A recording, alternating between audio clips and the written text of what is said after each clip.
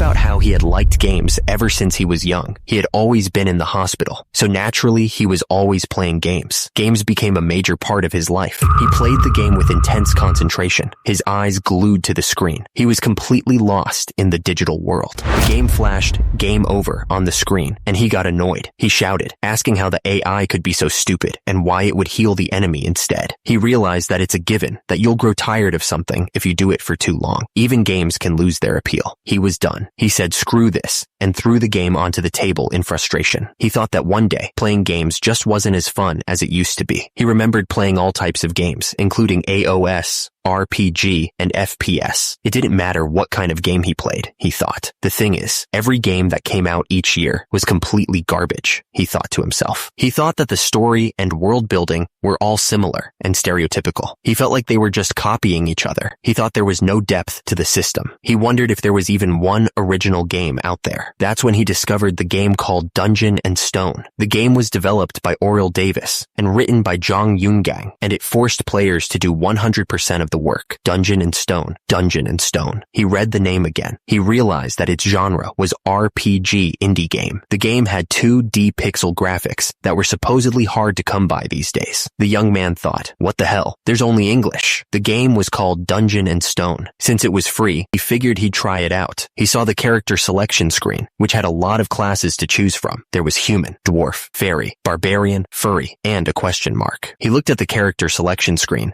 and saw the barbarian class. He figured he wasn't going to play much, so he'd just choose whatever. It had been a while since he played a vertical scroll game. The screen showed his character's stats, level 1, with skills like roar. The game suggested he find a right companion, and the young man realized that's what he was supposed to do. He thought the illustration was nice, but soon enough, he was getting really into the game. He looked focused and determined. He glanced at the clock and was shocked. What the hell? When did it get so late? He hadn't realized how much time had passed. He became obsessed with Dungeon and Stone. The game was so much fun. He was completely hooked. Dungeon and Stone had some interesting features. Some might call them unique. Others might call them absolutely garbage. The game required a NPC teammate. And in this game, when you die, you are really dead. No coming back. The only options were to start a new game or delete it. You had to start all over again. At first, it was fun. The young man yelled, saying he died because of the priests when he was almost there. He was furious. A woman in the room asked him to please be quiet. He apologized, saying he was sorry. He looked a little embarrassed. The young man muttered to himself that there was a trap, calculating that he needed to go up 3, left 4, and down 1. He looked focused, trying to figure out the solution. And later, he was just too stubborn trying to beat the game. He wasn't going to give up. Turns out it was such a failed game that there were no tutorials, neither in Korean nor English. Then, however long it takes, he would beat it on his own. He was determined to finish it. The young man looked serious, ready to face any challenge. He wasn't going to back down now. He thought back to when he first started playing the game in the hospital. He had no idea how much it would consume his life. From getting drafted as a public service worker to going back to university, graduating, going to interviews, getting assigned to a company, and going to and from work, he always had the game on his mind. He was obsessed with selecting his character, Furian or Polly, Barbarian, Furian, or Polly. He always continued to play Dungeon and Stone. It was the one constant in his life. He would always die and see the "you died" message. That's insane. He would just press the button to start a new game and keep playing. He died again and again and again. He checked the level and stats of his character. Level 7, ability 50, vitality 4, HP 140, comprehensive battle index 53. Then he died again at level 25. He just kept playing. 9 years passed in the blink of an eye. He had been playing this game for almost a decade. Finally, after all that time, the moment had arrived. He was so close to the end. It was the final boss room. He was about to finish the game. The gate of the abyss, Usaos, loomed before him. He could almost taste victory. He asked if anyone had seen that, if there were any other players who had gotten this far. He was the best. He shouted that he had sacrificed his 20s for this game. 9 years. He was so ready to finally beat it. Up on the screen, a message popped up. It asked if he wanted to enter the boss room. Of course, the answer was yes. The game warned that he might never come back if he went in there. It asked if he really wanted to enter. He wondered if it was because it was the final boss that it felt so ominous. The young man was not intimidated at all. He thought there was no way he wouldn't go in after getting this far. The screen flashed as it started loading. He didn't expect to win on his first try. He was going to gather as much info as possible to plan a strategy. The young man wondered how many patterns the boss would have and what its attributes were. It probably had an ultimate move too. He wondered what would happen if he just killed the boss in one go after all this prep. But then he was like, huh? Was it already done? That was why. The screen flashed a message. He had reached the abyss. He had been slow to catch on. The tutorial was complete.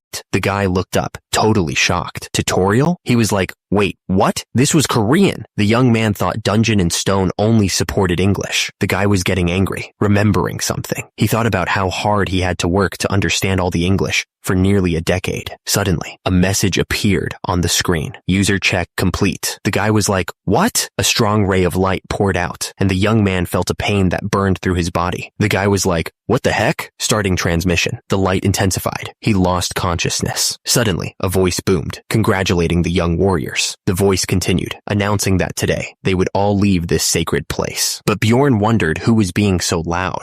The voice boomed again, saying that when they opened their eyes again, they would become proper warriors. The warriors looked up, ready for anything. Bjorn was completely confused by what was going on. Turns out, he was faced with an unbelievable situation. Bjorn looked around and realized that they were using torches instead of LED lights. He was still trying to figure out what was going on. He noticed that there were muscular barbarians everywhere he looked. It was quite a sight. A weird man was giving a speech, telling them to pick a weapon that fit them. The speaker seemed very excited about it. Bjorn wondered what the man was talking about. He realized he was understanding a language he had never heard before, and he was confused about why he was even there in the first place. Bjorn told himself to calm down. He was clearly overwhelmed by the situation. Bjorn was trying to figure out what he was supposed to do, since this felt like the start of a really hard game. He was sweating a bit, trying to stay calm. Suddenly, a thought popped into his head. He needed to understand the situation and get as much information as he could. Bjorn started checking his body, but he was confused. He didn't understand what was happening. He noticed that he had rough hands, strong muscles, and tattoos all over his body. The young warrior realized his body was moving freely. Bjorn stood there, trying to get a grip on the situation. He looked around, trying to understand where he was. Bjorn was shocked. He looked at his hands and wondered what was going on, asking himself if this was really his body. Bjorn realized this was really him, and he looked up with determination. He shouted for those who were called to come forward, his voice echoing through the area. Bjorn was confused by the situation, but he kept his cool. He recognized one of the men as Karak, Venon's third son, and wondered what the hell was going on. The tension was thick in the air as Karak stood face to face with another warrior. The two men were ready to fight, the fiery background adding to the intensity of the moment. The warrior's hand tightened around his weapon, preparing for a fight. He wasn't going to back down, no matter what. The guy with the beard grinned, showing off the double-headed axe. He seemed pretty happy with his choice. The man in the back looked on with a smirk. The man shouted that Vanon's third son, Karak, was now a warrior. His voice boomed through the area, and immediately, he called for Feneline's second daughter, Einar, to step forward. The man looked off to the side, his brow furrowed. He thought that this situation seemed familiar. Something about it was making him uneasy. Turns out, young warriors were picking their weapons. The whole scene was like a deja vu moment for the man. The man with the spear was told it was a fitting weapon for a bright man like him. He seemed pleased with the compliment. On the other hand, the woman with the sword grinned confidently. The narrator continued, saying that being acknowledged as a warrior was a great honor for the young warriors. He spoke with such force, it seemed to echo through the room.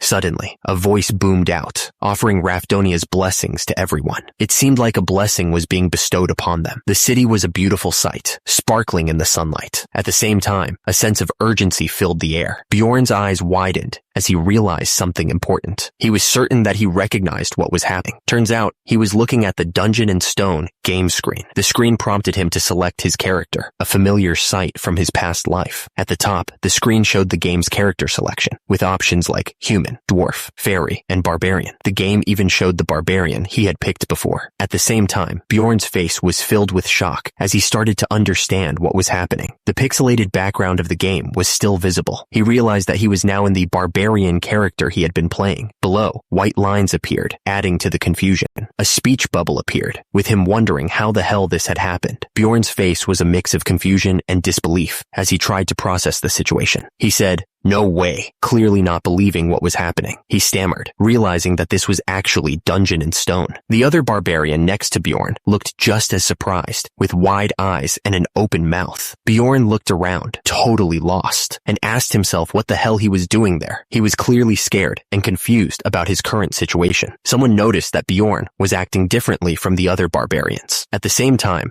Einar looked down, lost in her own thoughts. Bjorn realized he wasn't the only one who had been pulled into the game. He wondered who had just spoken out loud. The tension in the air was thick as the old barbarian watched everything unfold. His expression was serious, like he knew something was about to happen. The old barbarian asked when he had arrived, wondering if Bjorn was the other person who had entered the game. He stared intently, waiting for an answer. The man yelled, filled with rage. His face was red, and sweat dripped down his forehead as he screamed. He continued, blaming everything on some stupid dude. The man pointed with fury. His eyes narrowed. Then, the text bubble appeared, indicating someone was about to speak. Someone apologized nervously, looking scared. He was sweating, and his eyes were wide with fear. The first man accused someone, saying it was them. His face was full of anger, and he glared intensely. Bjorn looked around, his eyes wide with disbelief. He asked if this place was really Dungeon and Stone. The warrior was clearly not expecting this. Then, a voice responded to him, asking what he was talking about. The question hung in the air, unanswered. At the same time, a barbarian swung his axe down with incredible speed. Bjorn looked up, seeing the attack coming right at him. Bjorn stared, his eyes wide with shock. He couldn't believe what he was seeing. Bjorn's eyes widened even further, his face contorted in disbelief. He exclaimed, "What the hell?" The young man was completely taken aback by the scene. Bjorn was bleeding, but he kept his cool. He told himself to calm down, and immediately after, the young man realized he would be dead if he showed any emotion. The man declared that Kadua's son, ORM, had been possessed by an evil spirit. His voice was filled with anger. The guy put his hand on another man's shoulder. He ordered everyone to erase what the evil spirit had said from their memories. Bjorn was standing there, looking at the scene. He realized that they were going to continue with the coming-of-age ceremony. The young warrior understood what was going on. Bjorn was thinking about what it meant to be an evil spirit in this world. He realized that people like him, those who came into the game, were labeled as such. The young man's expression was one of dawning understanding and concern. He knew he had to be careful. He understood that if anyone found out he was an evil spirit, he would die. The warrior's eyes widened with fear at the thought. He shuddered, thinking about what almost happened. It could have been his head rolling on the ground right then and there. The thought terrified the young man. Bjorn steeled himself, knowing what he had to do. He needed to get through this without being found out. The young warrior focused on the task ahead. Suddenly, the speaker announced the next participant.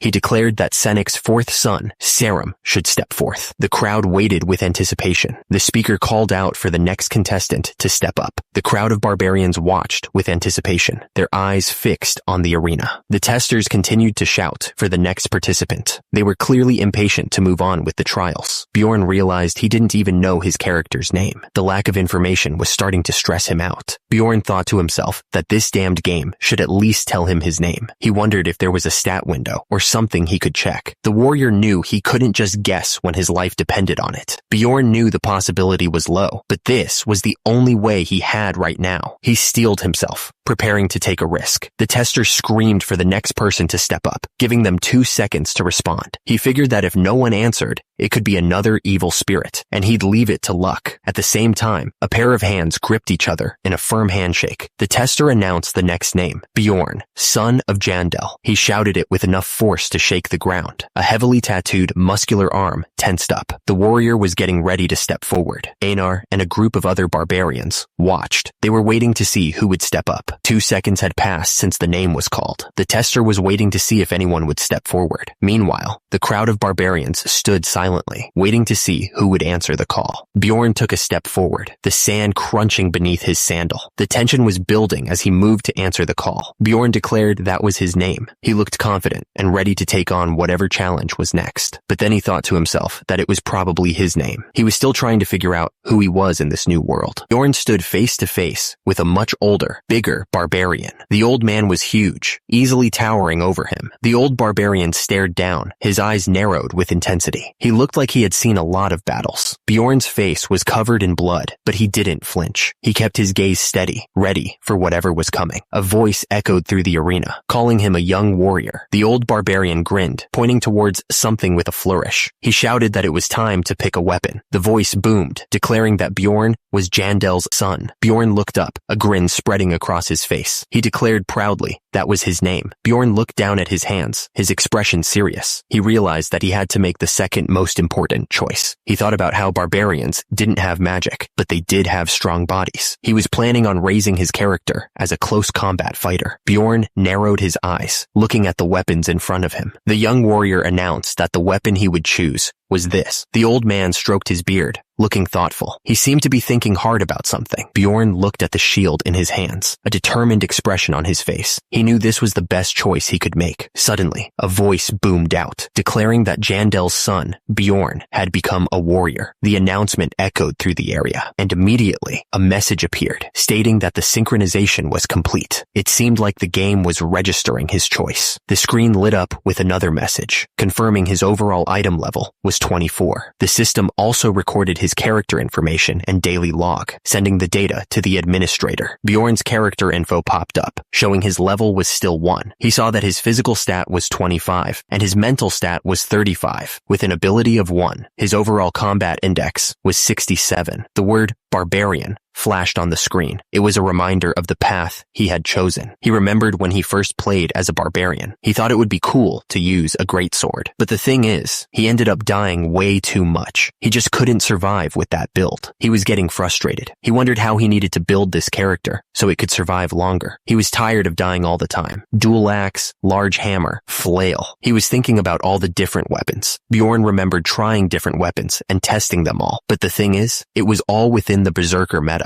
And one day, he had this thought. He was looking at the weapons, trying to figure out a new strategy. He wondered if a barbarian had to be played as a dealer. Barbarians are a race with high vitality and strength after all. While it might not be as good of a tanker as a dwarf, it still possesses the base for a tanker. He realized a shield might be the answer. Bjorn admitted he didn't really like doing this, since this combat method needed a lot of training. Still, he figured it'd be a pity to waste all his research efforts so far, so he decided to give it a shot. And immediately, a massive explosion erupted. The force of the blast shook the entire area. Bjorn stood tall, his shield covered in blood. The enemy was down for the count, clearly defeated. A disembodied voice stammered, clearly shocked by the turn of events. The word clear echoed in the air. At the same time, a game screen popped up, showing his stats. It showed player level 35, body 82, mentality 82, agility 45, item level 10, and comprehensive 225. The screen showed he did damage to the cockatrice, and the cockatrice did 7 damage, but it bounced off. And the screen showed that he got 1 experience for his skill, Smash. The screen said it was effective, and he knocked down a cockatrice. And the final text read, "What an OP character." Bjorn looked determined. He thought to himself that this current decision was the most rational one that he could make right now. He was trying to calm himself down and prepare for what was about to happen. He psyched himself up, declaring that he wouldn't regret it. He had to be strong and face whatever came next. There was no turning back now. Bjorn shouted for them to open up the gates. The heavy chains started to move, signaling the beginning of the ceremony. The atmosphere was tense as everyone waited for the entrance to open. The massive gates slowly creaked open, revealing a dark and ominous path. The air grew heavy with anticipation as the moment of truth approached. Everyone watched, holding their breath. The narrator explained that barbarians who had gone through the coming-of-age ceremony would enter the labyrinth. The young barbarians looked nervous, but they knew this was their destiny. They had to prove themselves. The man declared that they would go to the city with a labyrinth. His face was full of anger, like he was ready to fight. The warriors began to depart through the massive gates of Rafdonia. The chains rattled as they moved, creating a sense of foreboding. The man shouted that their fate lay in that place. He looked intense, wanting to make sure they understood the importance of their mission. The crowd of barbarians charged forward, their faces filled with determination. They were ready to face whatever challenges lay ahead. Bjorn thought to himself that he would run along with them for now. The young man's expression was serious, knowing that he had no other choice but to join the others. The barbarians kept running forward, but some started to wonder if they even knew where they were going. They looked around nervously, realizing they might be lost. Suddenly, a loud voice boomed out, telling everyone to stop. The sudden command echoed through the area. The man shouted that he thought they had lost their way. He looked really worried. The man continued, saying that Karak, Venom's third son, had led them in the wrong direction. He didn't think that Karak deserved to be their leader and needed to take responsibility. All right, Karak told everyone to stop. He admitted that he wasn't qualified to be the leader and would step down. Einar stepped up and shouted that she would be the one to lead everyone. She looked confident and ready to take charge. Einar was wise and should be able to lead everyone to the right path, she thought. The barbarian woman smiled, feeling confident in her abilities. Meanwhile, one of the guys admitted that he thought he was lost. He looked at Einar with a worried expression. Einar looked shocked and asked if it was happening to him too. She clearly didn't expect another person to be lost. The men shouted, wondering how this could be. They needed to get to the labyrinth within the time limit. People started arguing that Einar didn't deserve to lead. They thought that Jin, Tatron's second son, should be the one in charge. Others disagreed, and the whole situation was quickly turning into a mess. The arguing was getting out of hand, and one of the guys thought they were all brainless. He realized that if this kept going on, they might never reach the labyrinth. However, he didn't want to attract attention just yet. Einar suddenly called out, saying, "Hey." She was trying to get someone's attention. Bjorn was standing in front of her. Einar asked Jondel's son if he was also there to blame her. She looked worried and defensive. Bjorn denied it. He told her that he was there to tell her how to get to the labyrinth. The young man seemed serious and determined to help. Bjorn put his finger to his lips, signaling her to be quiet. He didn't want anyone to hear them talking. Einar looked surprised and asked how. She really wanted to know how to get to the labyrinth. Bjorn told her that she just needed to follow those guys. He pointed towards a group of people walking away. One of the people in the group said that there were barbarians swarming over there. He called them foolish savages and said they wouldn't get anywhere so late at night, all armed. Einar said that she understood and would give it a try. She looked determined to follow Bjorn's advice. Einar announced that she had found the way to the labyrinth. The crowd cheered and said that she was wise, but Bjorn wondered if they were really not brainless. Einar shouted to follow her. Her voice echoed through the night sky. The labyrinth was right in front of them. It pulsed with a strange energy. The crowd cheered as they saw the labyrinth, calling it the sacred dimension of battle. Down below, Bjorn cursed under his breath, realizing that it was really the labyrinth. Bjorn wondered if it was really the right decision to enter the labyrinth. He looked worried. Bjorn stood alone for a moment, thinking that nobody would even notice if he just walked away. He knew he could slip away without anyone even realizing it. He thought back to his life before, when he had been sick all the time. He remembered being stuck in a hospital bed. Bjorn wondered how someone like him, who had never even thrown a punch, could possibly survive in the labyrinth. He looked up, his eyes narrowed, questioning if he was strong enough. Bjorn cursed the taxes of Rafodnia, wondering if there was any other way to pay them besides risking his life in the labyrinth. The system seemed designed to screw everyone over. It was one of the worst systems in the game, Dungeon and Stone. All citizens had to pay taxes from the age of 20, or they would be executed. The whole thing was messed up. There were a few ways to get money in this world, but the most common way was to go into the labyrinth and fight monsters. It was a dangerous job, but it paid the bills. Another option was to work at places like the village bars. It was safer than fighting monsters, but the pay wasn't as good. The thing is, Bjorn declared that he was a barbarian. The people in charge were not impressed and said they didn't hire savages. They were worried he would destroy their things, and they had no work for foolish barbarians. He realized that in this game, a barbarian couldn't do any normal work. Because of that, the barbarian class was the only one that received a weapon as soon as they started the game. If that wasn't the case, he wouldn't have to fight monsters. Time was running out fast. There were only 10 minutes left before the labyrinth entrance shut down. Bjorn realized that he had a big problem. He didn't know what to do. The biggest issue was that the labyrinth only opened once a month. If he missed this chance, he would be stuck.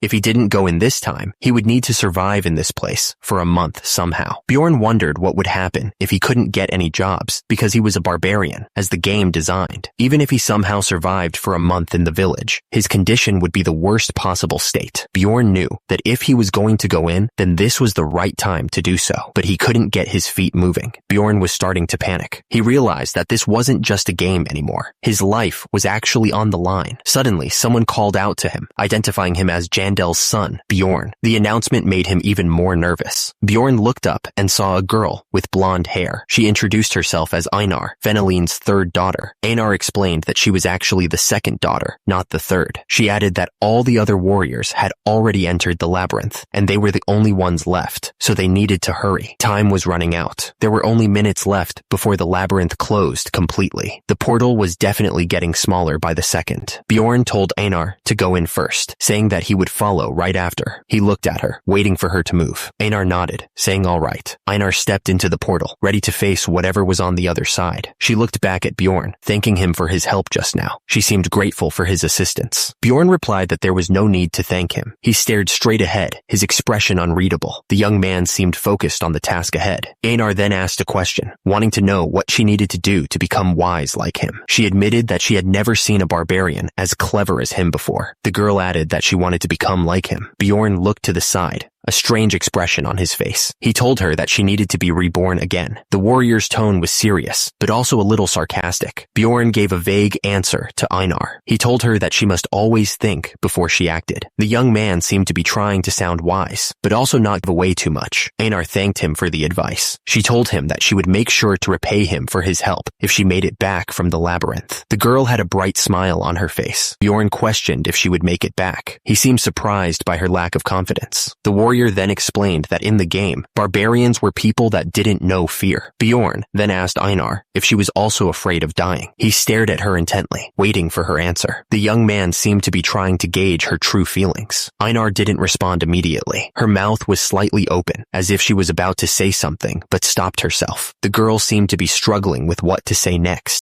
Einar said that it was natural. She seemed to be agreeing with Bjorn's point about fear. The girl looked up at him, waiting for his reaction. Bjorn then spoke about his own fears. He admitted that he was afraid of dying, but he had been born as a warrior. The young man seemed to be trying to come to terms with his situation. Bjorn continued, explaining that he would die if he didn't fight. He then asked Einar if it wasn't the same for her. The warrior was trying to understand if they were in the same boat. Bjorn realized that it was. He thought that they were the same as him, and they simply had no choice but to fight. The young man seemed to be finding some comfort in that realization. Bjorn explained that if they didn't kill monsters, they wouldn't be able to survive in the city. He knew that the only way to live was to keep fighting. The warrior looked determined. Bjorn declared that they should survive and meet again. He added that barbarians learn to overcome their fear and push forward, and that they were truly amazing. The young man looked determined to live. Bjorn then declared that he, too, was a barbarian. He raised his shield higher, showing his resolve. The warrior seemed ready to face whatever came next. Suddenly, a warning appeared, saying that there was only 1 minute left until the labyrinth closed. The foot seemed to be hurrying, trying to get out in time. Bjorn admitted that he was scared, but he was trying to push through it. He looked determined, despite the fear in his eyes. The young man knew what he had to do.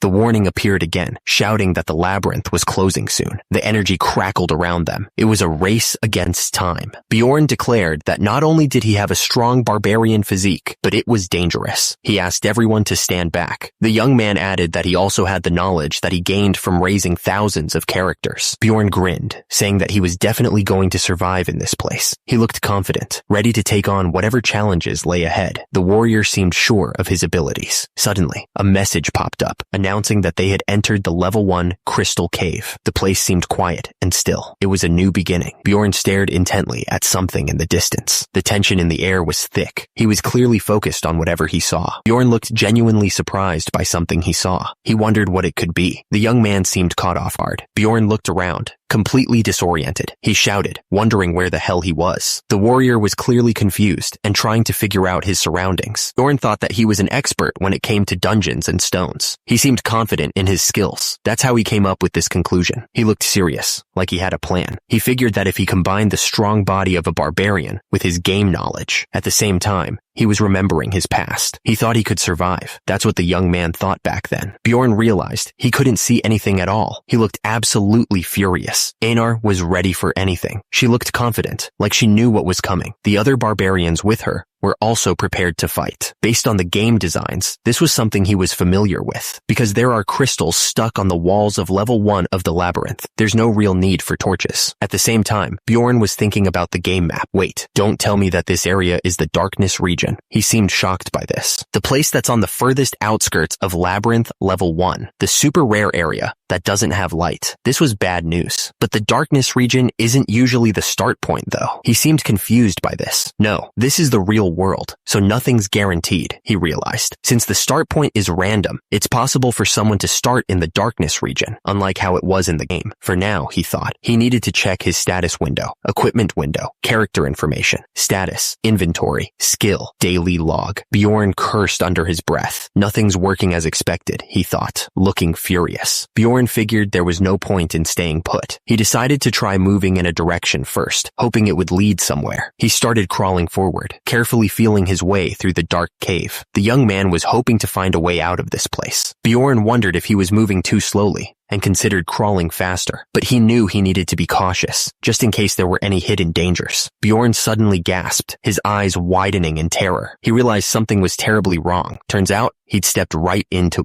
a goblin trap. The warrior was completely caught off guard. The trap clamped down hard on his foot, drawing blood. The pain was intense, but he knew he couldn't afford to make a sound. The system then flashed a message, confirming the obvious. He'd stepped into a goblin trap. This was just great. Bjorn gritted his teeth, trying to endure the pain. He told himself he needed to calm down and not panic. He knew he couldn't let out any sound, no matter how much it hurt. Silence was his only defense right now. He knew goblins were the kind of monsters that used traps on level 1. Bjorn figured the scumbag who laid this trap was probably waiting somewhere nearby. Bjorn's face was a mask of pain and concentration. Sweat dripped down his forehead as he tried to stay quiet. He kept his eyes narrowed, trying to stay focused. Bjorn wondered if the goblin was even nearby. He told himself that might be the case. If he was lucky, the goblin might have gone away for a moment. Bjorn gripped his shield tightly. He knew such relieved thoughts were the most dangerous ones. He thought to himself that if there's a trap, there must be a goblin nearby. The young man realized that if a goblin heard his scream, Bjorn coughed, realizing that a goblin had spotted him after he got caught in the trap. At the same time,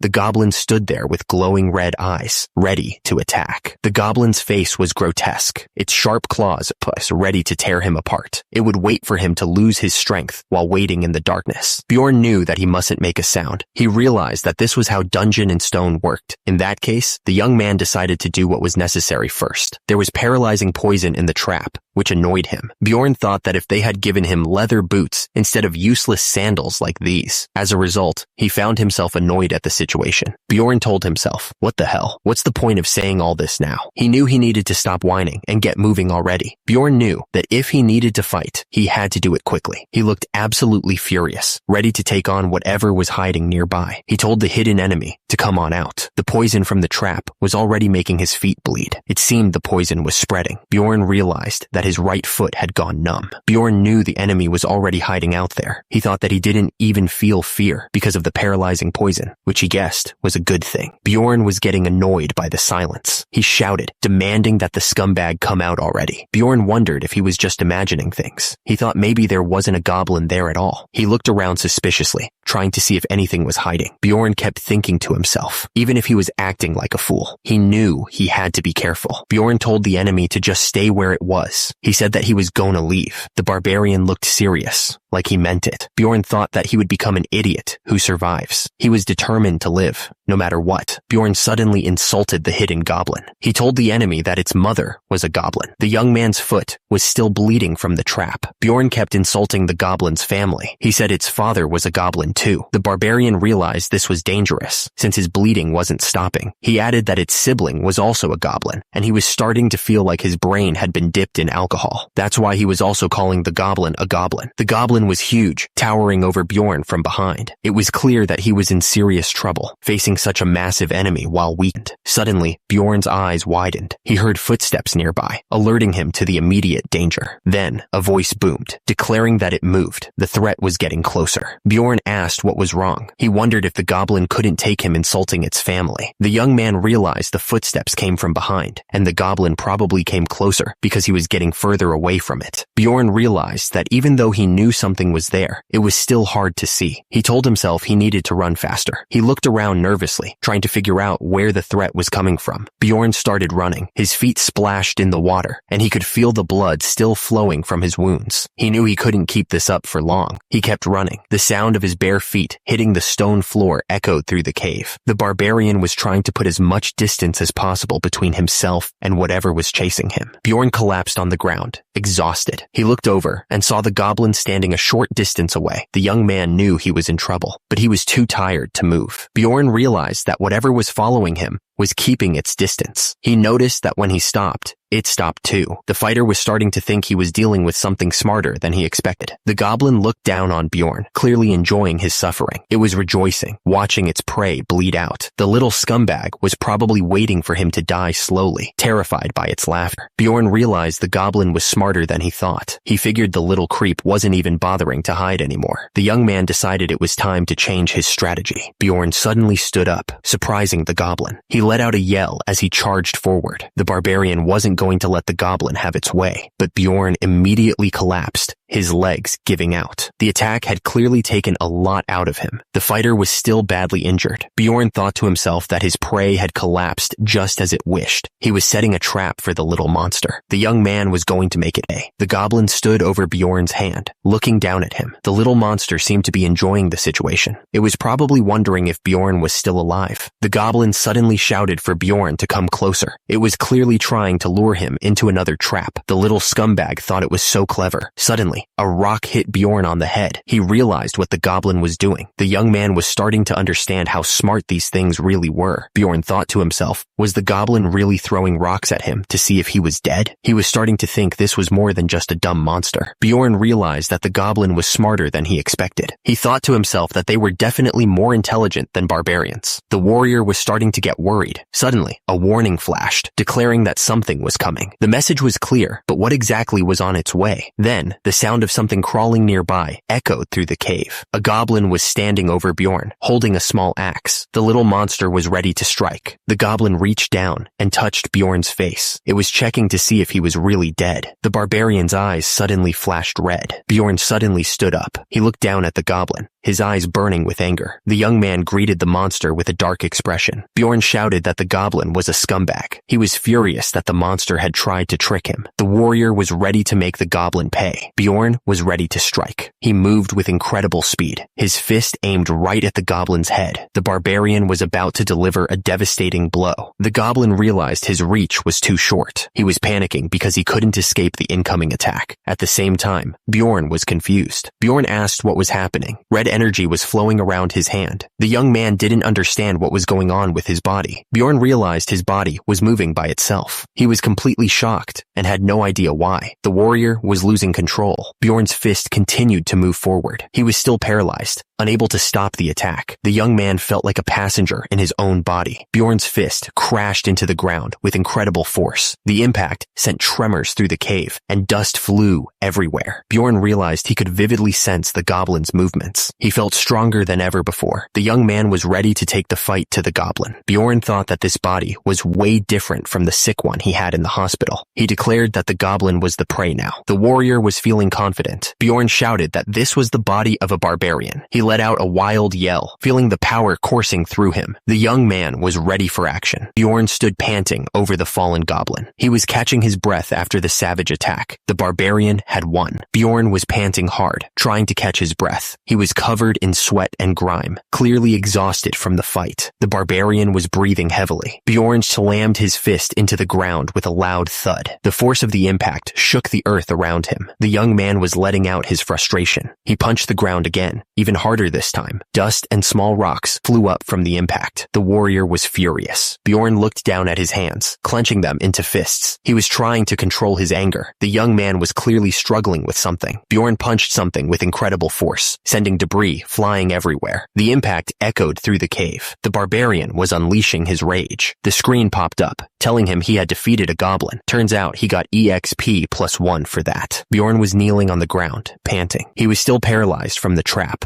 but at least the goblin was dead. Bjorn's eyes widened. He noticed the goblin's body was starting to disappear. He was shocked by this. A bright flash filled his vision. It was just like in the game, he realized. And then a crystal appeared on the ground. He wondered what it was. Bjorn was thinking about money. The currency that's being used in Dungeon and Stone was. Bjorn stared at the crystal. It was a grade 9 magic crystal. Its value was. The crystal was worth a piece of bread. He couldn't believe it. Bjorn's face was filled with disappointment. A tear rolled down his cheek as he realized the value of his reward. Bjorn was furious. He thought to himself that this was what he got for going through all that garbage. Bjorn was still stuck in the trap. He thought to himself, right. The screen went black. The text simply said, "This place." At the top, the panel showed several monsters. Below, the text explained that it was a world where labyrinths and monsters existed, and that dead monsters would leave items behind before disappearing. Meanwhile, the image shifted to a city. The text explained that outside the labyrinths, there were familiar game sceneries and other races living together. The screen changed to red. Bjorn realized that this was definitely the world within the game that he knew. Bjorn was still stuck in the trap, and he was in pain. He thought to himself, but he was determined. Bjorn told himself that he would never confuse his reality by thinking it was just a game. Bjorn finally managed to get free. He started walking deeper into the cave, but the blood on the ground made him nervous. The system kept telling him that he was still bleeding. It was like the game wanted to make sure he didn't forget his situation. The message appeared again. He was still bleeding. The blood trail he was leaving behind was getting bigger. Bjorn was lying on the ground, panting heavily. He was clearly exhausted from crawling, but he kept pushing himself forward. Bjorn was breathing hard. He cursed, realizing that he was still bleeding, but at least nothing was broken. He kept crawling. Bjorn admitted that giving up his pride as a human had its perks. Since he wasn't using his injured leg, it didn't hurt as much, and he was actually moving faster than he thought. Bjorn was thinking about how great it would be to not step on any more traps. He really wanted to be done with those things. But then, crap. Bjorn realized he was caught in another trap. He cursed, saying there was another one. Bjorn was trying to stay positive. He told himself that other parts of his body were hurting now, but he could endure it to survive. At the same time, the system kept reminding him that he was still bleeding. The bleeding just wouldn't stop. He could see the blood flowing from his leg, and just to make sure he didn't forget, the system repeated that he was still bleeding, over and over. Bjorn was breathing heavily, clearly in a bad spot. He realized that this was dangerous, and he needed to find someone who could help him, fast. Bjorn was still crawling through the darkness, trying to find a way out. He was breathing hard and sweating, but he told himself that if he kept going in one direction, he would get out of there. Bjorn wondered what had happened to that other guy from before. He was curious if he had died, or if he had woken up back in his original body. Bjorn kept thinking about his situation. He figured he was bleeding so much he understood why humans had religions. At the same time, the system kept reminding him that he was still bleeding. The system kept repeating the same message over and over. It warned him that there was less than 5% of his vitality left. In a moment of despair, it provided a distraction. The system warned that if he didn't get treatment soon, he might die. He was in serious trouble. Bjorn was thinking about his situation. It was just like him to be in a mess like this. Bjorn kept crawling forward. He was leaving a trail of blood as he went. Bjorn figured he was doing well because it was getting brighter. He added that the entire first floor couldn't be covered in darkness. Bjorn knew he needed to get to a lighter area. He could see the light at the end of the tunnel. Bjorn was sure there were 1 or 2 people who could help him, but he immediately realized what a joke that was. Bjorn was standing over another person. He looked down with a smirk, like he knew something the other didn't. The barbarian was clearly enjoying this. Bjorn was still seeing things. He asked himself why anyone would help a dying barbarian like him. The young man wondered if he needed to be a beautiful woman or an intelligent man to get help. Bjorn thought he was going insane.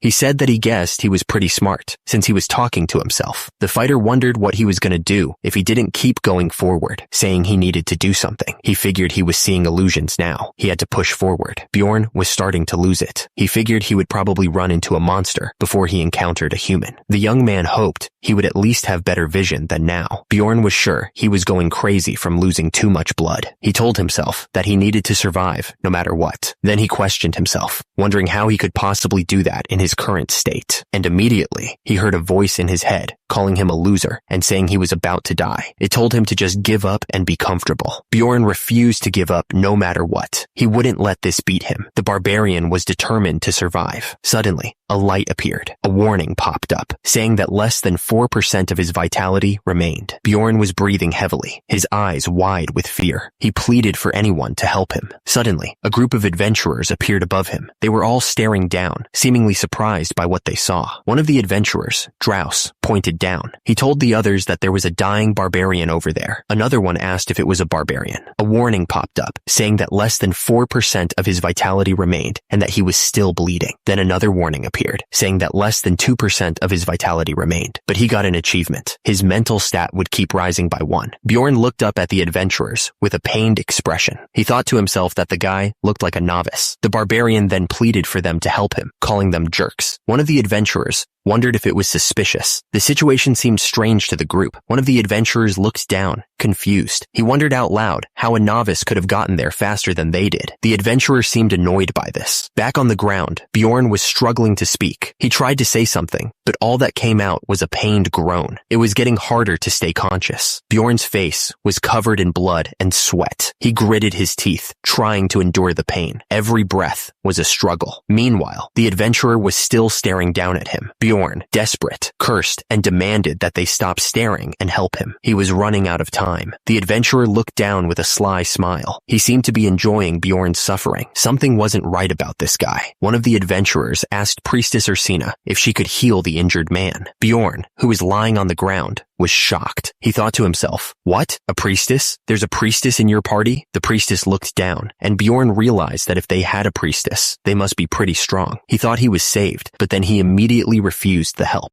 The man looked down at Bjorn with a sly smile. He asked if that was right, clearly amused by the situation. The man said that if Bjorn didn't want the priestess's help, it couldn't be helped. He then asked Potsren to give him one of his potions, saying it was only for emergencies. He promised to pay him back once they were outside. The potion was pulled out of the bag. The liquid inside was red. Potsren said that since it wasn't divine powers, it was going to hurt a bit. Bjorn, lying on the ground, told him to hurry up. He looked like he was bracing himself for the pain. The red potion poured onto Bjorn's wound, soaking into his skin. It looked like it was burning as it made contact. A system message popped up, saying his vitality was quickly increasing due to the ongoing recovery, but the barbarian's face was contorted in pain. Bjorn was clearly not enjoying the healing process. What the hell is this? He thought to himself, feeling the effects of the potion. Bjorn screamed in agony. The pain was intense, and he felt like he was being burned alive. He couldn't believe how much it hurt. Bjorn felt like his entire body was melting from the inside. He realized that this was why they didn't allow the potion to be used mid-battle. It was way too intense. The pain was so intense that Bjorn screamed out loud. He couldn't believe how much it hurt, feeling like he was being burned alive. The potion bottle lay on the ground, surrounded by a pool of blood. It was clear that the healing process had been brutal, even if it was effective. With a grunt,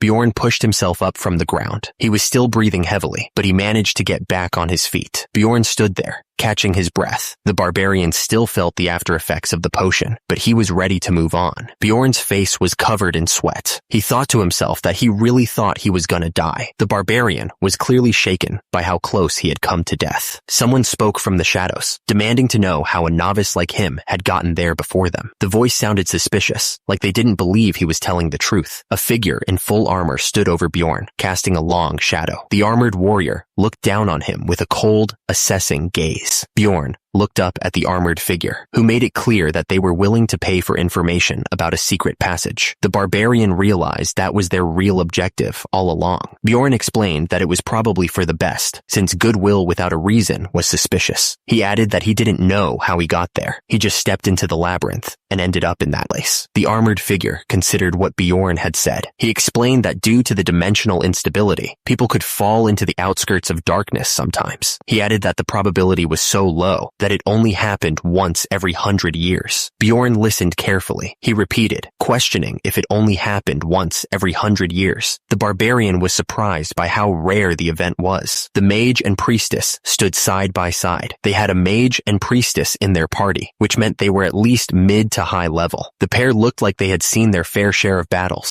Drows. Bjorn thought to himself about what the armored figure had said. He couldn't believe that he just happened to experience something so rare on his first trip. The young man was starting to think he was incredibly lucky, or unlucky. The barbarian continued to think. He wondered how he had experienced something that the mage and priestess hadn't even seen before. This was all too strange for him. Drows thanked Bjorn for the interesting story he had told them. He looked at the barbarian with a slight smile. Drows told Bjorn that he could leave and not worry about paying for the potion. He gave off a sinister smile. Bjorn thought to himself that time spent in the labyrinth was as precious as gold. He looked at the ground, thinking. The party left Bjorn to recover on his own. Because of that, he thought it was a miracle they had spent so much time on him to begin with. Bjorn was thinking he should be happy that he survived. He was lucky to be alive. Bjorn stood there, covered in blood. Turns out, he hated being pitied. It felt disgusting to him. Meanwhile, the group of adventurers continued their trek through the cave. They seemed to be making good progress, heading deeper into the labyrinth. One of the men was saying that the barbarian was really lucky. He went on to say that if the guy had stepped on a goblin trap on the first floor, he would have died eventually. He was lucky he met them. The man's companion chimed in, saying it was lucky that he met Drows, not him. He added that he didn't even want to use his potion because he was too cheap. He then asked the priestess if she didn't think so too. The priestess, Ursina, remained silent, her expression unreadable. She just stared ahead, seemingly lost in thought. Patran scoffed, asking if the others thought everyone was like them. He argued that if it weren't for the temple's rules, Ursina would have already healed the barbarian. He then questioned if that was really the case, saying he'd met so many two-faced people. Patran told Drows that he should learn a thing or two from him. He pointed out when Drows had asked if there was a secret passage out of consideration. Patran emphasized that barbarians don't like receiving help from others. Drows chuckled, saying that Patran was too kind. He seemed to be enjoying the conversation and the praise. One of the men wondered when the barbarian's blood trail was going to end. He asked if it hadn't been a while already, sounding impatient. The speaker said that judging from the barbarian's mentality so far, he didn't think he was all that lucky, like the first man said. The man added that he was sure the trail ended somewhere around there. One of the people in the group stated that if they were going to take the shortcut, they needed to turn there. He added that it was nice having a guide. The speaker seemed grateful to have someone who knew the way. One of the women exclaimed that Drows was incredible for memorizing the entire map of the first floor. She pointed out that most guides only knew the rough direction. The other woman asked if that was so, looking impressed. Drows listened to their praise with a thoughtful expression. He seemed to be considering their words carefully. His eyes narrowed slightly. One of the men observed that he thought they were the first ones there. He was glad that they had hurried. The speaker seemed relieved that they had arrived before anyone else. Someone reached out and touched the stone structure. The hand lingered there for a moment, as if feeling the stone's energy. The portal to the second floor was right in front of them, shining with a powerful light. One of the men reached out, ready to take the next step.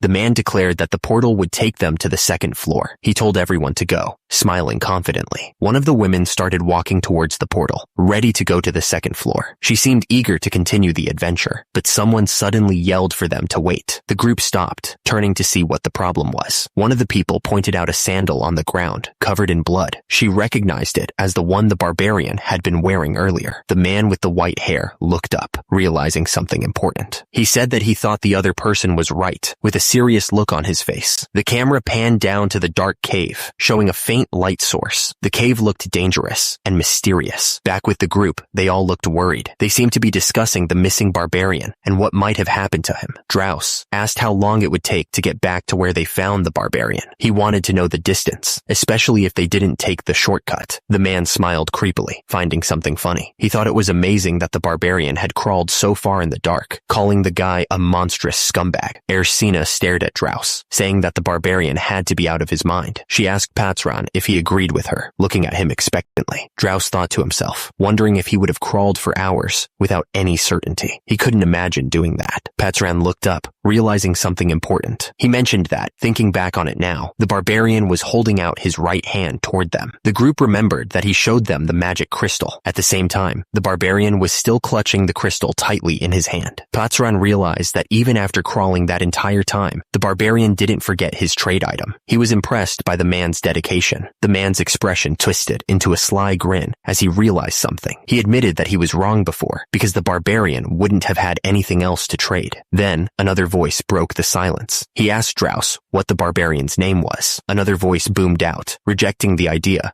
that the barbarian was just lucky. He declared that lunatics like that don't die easily unless something crazy happens. The man's face contorted with intensity as he continued. He insisted that no matter how tough things get or how much pain they have to deal with, the barbarian stood amidst a swirl of blood and raw energy. The scene was a testament to his brutal tenacity. They will never treat death as an escape route. This was not a game to be taken lightly. The screen showed a message saying he had defeated the goblin. After almost dying, another message popped up. It said he had defeated the goblin again. Bjorn smashed his fist into the goblin's face, yelling, "Smash, you son of a jerk!" At the bottom of the screen, he thought that he kept running into goblins. Bjorn swung his shield with all his might, crushing another goblin. The young warrior was clearly getting annoyed by the constant waves of enemies. Another message appeared, saying he had defeated the goblin. Bjorn thought to himself that they kept coming. He admitted he was nervous at first, but now that he could see again, these goblins were no threat. Bjorn noticed the traps were just randomly placed on the ground. He thought that the people who set them up were idiots because they didn't even try to hide them with dirt. He thought that their ambush was too predictable and their hiding places were too obvious. The young warrior swung his axe at an incoming goblin. Bjorn smashed the goblin with his shield, yelling, "Where are you going, you scumbag?" The force of the impact sent the monster flying backwards. Bjorn stared forward with a serious look on his face. The only problem was, Bjorn grimaced, thinking that he was so hungry. He could feel his stomach growling. Bjorn was thinking that the deputy chief probably had some food for him. He was really hoping he could get his hands on it. He looked down at the empty food bag in his hand. Bjorn realized something was wrong and cursed. Bjorn started to wonder if crawling on the ground was the wrong choice. He was starting to regret his decision. He started eating, but then he realized something bad. Out of the 7 days worth of rations, 5 were already gone. Bjorn figured he would just need to eat as little as possible. He looked determined to make the rations last. Bjorn was eating some crusty, dry bread. He was surprised at how delicious it was, saying that when he used his spit to melt it, it tasted sweet. Bjorn was chewing on the bread, but he was starting to get thirsty. He frowned, already thinking about his next problem. He wondered where he was going to get water. It was just one thing after another, and he was starting to feel the pressure. At the top, Bjorn was standing in the dungeon. At the same time, he remembered that in Dungeon and Stone, there was a hunger system that forced players to eat and drink. He recalled that it only activated in the labyrinth, and he never needed to carry water around since he just needed to eat. But then he realized that this wasn't a game anymore, and he was in real trouble.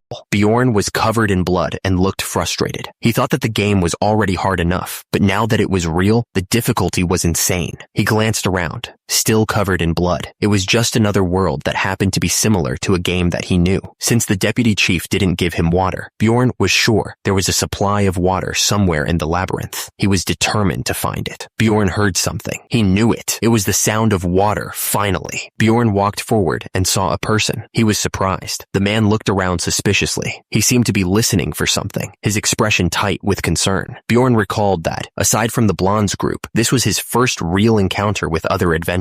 He was starting to get a feel for how things worked in this world, but there was no conversation, he realized. Bjorn stood on the stairs, surrounded by glowing crystals. Another man walked away without a word. He kept his head down, focused on moving forward. It was as if there was an unspoken rule not to interact with other adventurers unless it was absolutely necessary, Bjorn thought. He wondered what was behind that. Bjorn counted the red gems one by one, his fingers stained with blood. He muttered the numbers under his breath, focusing on the task at hand. The barbarian sat cross-legged, looking down at the pile of gems with a satisfied expression. He thought that he had collected a lot. He started thinking back on how he was dying, which was an impressive situation. But there was another problem. Bjorn was so tired. He had hunted so many goblins, so it was a given that he was really sleepy now. There were 2 ways in which you can sleep in the labyrinth, he thought. First, you leave your life in the hands of God and sleep. Or second, Bjorn looked at the group and proposed that they become allies. He suggested that they find allies to protect each other in this dangerous place. One of the group members stammered, apologizing to Bjorn. He seemed nervous and scared. Another member of the group interrupted, saying that they already had all the necessary members for their party. He looked at Bjorn with a mix of fear and annoyance. The group stated that their party was full and they weren't keen on barbarians. One of them even complained about the stench of blood coming from him. Bjorn was left standing alone, the rejection hanging in the air. He didn't say anything, but the silence spoke volumes. Bjorn was thinking about how he couldn't believe he was rejected by everyone. He was clearly upset by their decision. Bjorn was looking absolutely furious. Blood splattered on his face. He cursed those scumbags under his breath. He thought to himself that it wasn't like he was asking to join their party officially. The barbarian just wanted to be temporary allies to spend the night. Suddenly, someone called out to Bjorn. He turned around, curious about who was talking to him. The person asked if he was perhaps. The man approached Bjorn with a smile, asking if he was looking for an overnight companion. He seemed friendly enough, but there was something off about his eyes. Bjorn looked absolutely furious. Blood still splattered on his face. He asked what the man had just said, wondering who the hell this guy was. The man kept smiling, saying he guessed Bjorn wasn't looking for an overnight companion after all. He had thought he could get some sleep, since the barbarian seemed reliable, but apparently not. Bjorn realized that was what the man meant. He thought to himself that the guy should have just said so. Bjorn looked directly at the man, stating that he was indeed looking for an overnight companion. He was trying to figure out what the guy's angle was. Turns out, in the game, a night companion is a real thing. It's an actual job. Hans seemed relieved to hear that. He invited Bjorn to stay with him, explaining that he had been thinking it was something else. The guy admitted that hearing it in person made it sound kind of perverted. Bjorn agreed to stay. He introduced himself as Bjorn, the son of Jandel, trying to sound as barbarian-like as possible. Hans said he would just call him Bjorn. He added that it was best to have 3 night companions, but he didn't want to waste time looking for another one.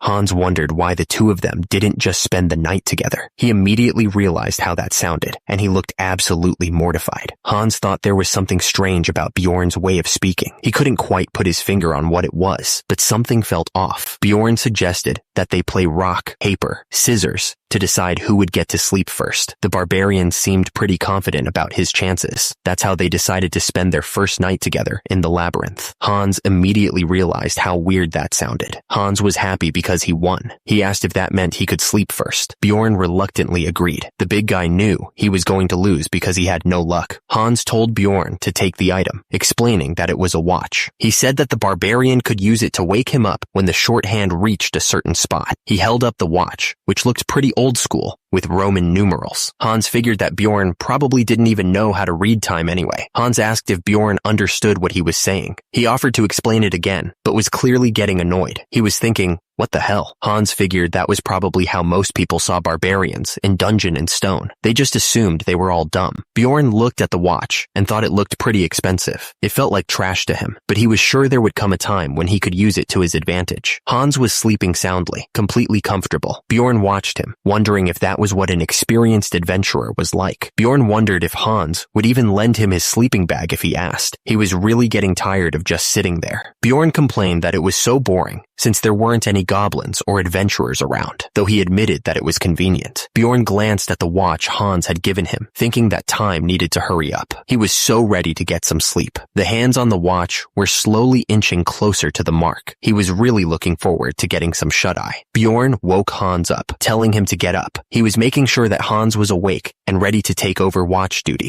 Hans answered that nothing had happened while Bjorn was sleeping. The man seemed all right, though Bjorn was still a little suspicious. Bjorn told Hans that he should get some sleep too, and that he'd wake him up in 2 hours. The barbarian seemed to be in a good mood. Bjorn thought to himself that there was no way he could rest. He was too on edge to be able to fall asleep. The young warrior knew he couldn't let his guard down. He had a bad feeling about the dungeon. Hans noticed that Bjorn hadn't broken the bottle. He was already suspicious of the guy, thinking to himself, how can I trust someone I just met? At the same time, loud snores filled the air. Bjorn was already asleep. The big guy was out cold, covered in blood. He looked completely exhausted. Bjorn continued to snore. He was sleeping like a savage who'd had a long day. Hans watched him. His eyes narrowed. He hoped Bjorn wouldn't notice that he was still awake. Hans watched Bjorn sleeping and thought to himself that barbarians were a funny species. He figured that his act was working like a charm. It was easy to see what they were thinking, since they assumed that barbarians were simpletons. Hans continued to watch the sleeping Bjorn. He thought, Alright, the dumb barbarian is sleeping like a log. Hans was still wide awake and thought that since he was so open, he was sure Bjorn would act if he had ulterior motives. The guy was ready to catch him in the act. Suddenly, a voice boomed, demanding that someone show themselves. Bjorn suddenly stood up, looming over Hans. The big guy declared that he didn't sleep a wink. Bjorn was wide awake, thinking that for 2 hours, the other guy didn't do anything. He was starting to get annoyed. Hans was sleeping soundly. He thought to himself that he should have slept, questioning what the hell he was doing. But there was no way Bjorn would let his guard down so easily around a complete stranger. The barbarian couldn't sleep until he decided if Hans was trustworthy. Bjorn was starting to feel like he was going to die from fatigue. The poor guy looked exhausted. He couldn't fall asleep. The warrior's eyes were wide open, staring into the darkness. Bjorn suddenly shouted. He looked absolutely furious, his face contorted in anger. Hans was standing next to Bjorn, touching him with a smile. The barbarian looked exhausted, covered in blood and dirt. Bjorn started to speak, pausing mid-sentence. He seemed to be struggling to find the right words. Bjorn insisted that he wasn't sleeping. He told the other guy to wipe the drool off his own face first. Hans apologized, saying it was all right, and thankfully nothing happened while he was sleeping, so he wouldn't say much. But Bjorn was still looking at him with suspicion. Bjorn thanked him. He offered to stand guard if Hans wanted to sleep more. Bjorn's face was still brutal, and he looked pretty intense. He was clearly on edge, even after the fight. Hans insisted that he was all right. He told Bjorn that he looked tired and should sleep, since it was his turn to stand guard. Bjorn looked at him. He just said thanks. Hans suddenly asked if he was maybe looking for an overnight companion. He added that he seemed nice, and his name was Hans. Hans thought back to how Bjorn had spoken to him first when he was in a tough spot. He also didn't blame him for falling asleep. He was really starting to like this guy. Hans considered that Bjorn had said it was all right, and thankfully nothing happened while he was sleeping, so he wouldn't say much. Plus, he refused to be compensated for his mistake. Hans was really impressed. Bjorn was lying down, exhausted. He was thinking about the game he knew, Dungeon and Stone. Bjorn realized that in the game, there was no one this nice. He was clicking through his memories, trying to figure it out. The words appeared on the screen. That is this nice. Bjorn started to wonder if Hans was playing some kind of trick. Hans looked up at Bjorn, who was already awake. He asked if he was up. Hans wanted to know why he didn't sleep longer. Bjorn was already holding his hammer, a small smile on his face. The big guy looked like he was ready to get back to work. Bjorn was still lying down, covered in blood. He looked pretty beat up, but he was still smiling. Bjorn didn't waste any time. He swung his weapon with incredible force, the blow carrying enough power to crush stone. The impact sent shockwaves through the air. The enemy took the full force of the attack. He cried out in pain as the blow landed, staggering backward from the sheer power. The enemy was stunned. He stammered, pointing out that Bjorn had dodged the attack. He couldn't believe what he was seeing. Bjorn glared at the enemy, his eyes filled with rage. The warrior was covered in blood, but he seemed unfazed, ready for another attack. The enemy started to speak, trying to get Bjorn to listen. He wondered if the guy was trying to make up some kind of excuse. The guy on the ground was trying to crawl away, clearly regretting his life choices. He shouted, wondering how stupid he could have been. Bjorn didn't give him a chance to escape. He swung his weapon down with full force, the sound of the impact echoing through the dungeon.